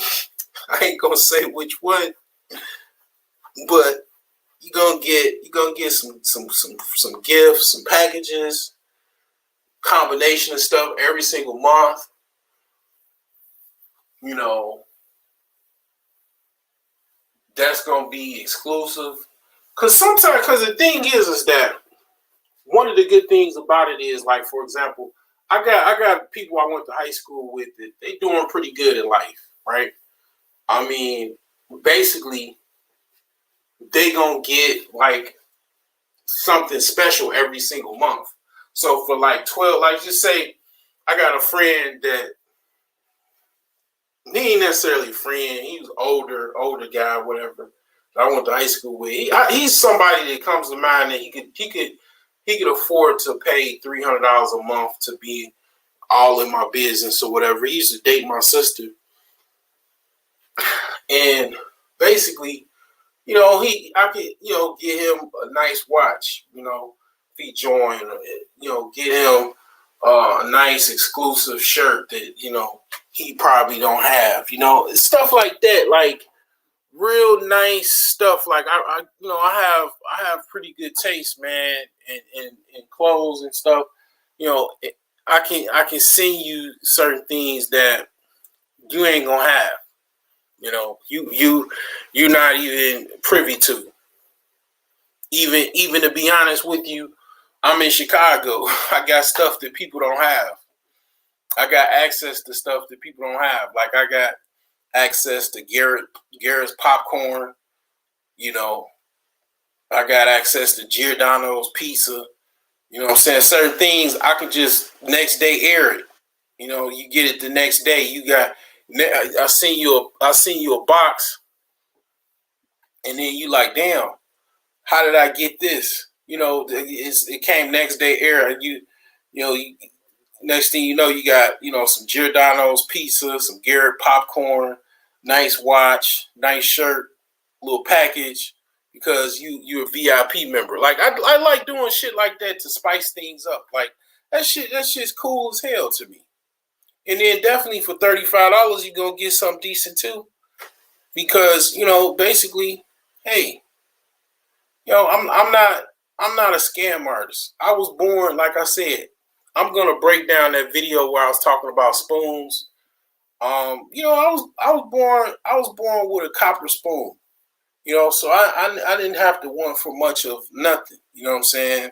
Most cases, I just didn't have like real fancy clothes and shit like that. But I you know, obviously you could tell I was well fed. I mean, I ain't miss a meal. You know, so the thing is that, you know, I ain't gotta scam nobody, man. You know, I'm not a scam artist. I ain't trying to be a scam artist. So, you know, you gonna get something out of the deal joining my Patreon, man. It's, you know, you gonna get your money's worth. One thing about me is I give people more than what they paid for. You know what I'm saying? So, you know, that's all I have. You know, definitely, man. I'm gonna leave this up for a little bit. I'm gonna basically you know, get ready for tomorrow, and I'm gonna close things on out, and then yeah, this will be on Patreon.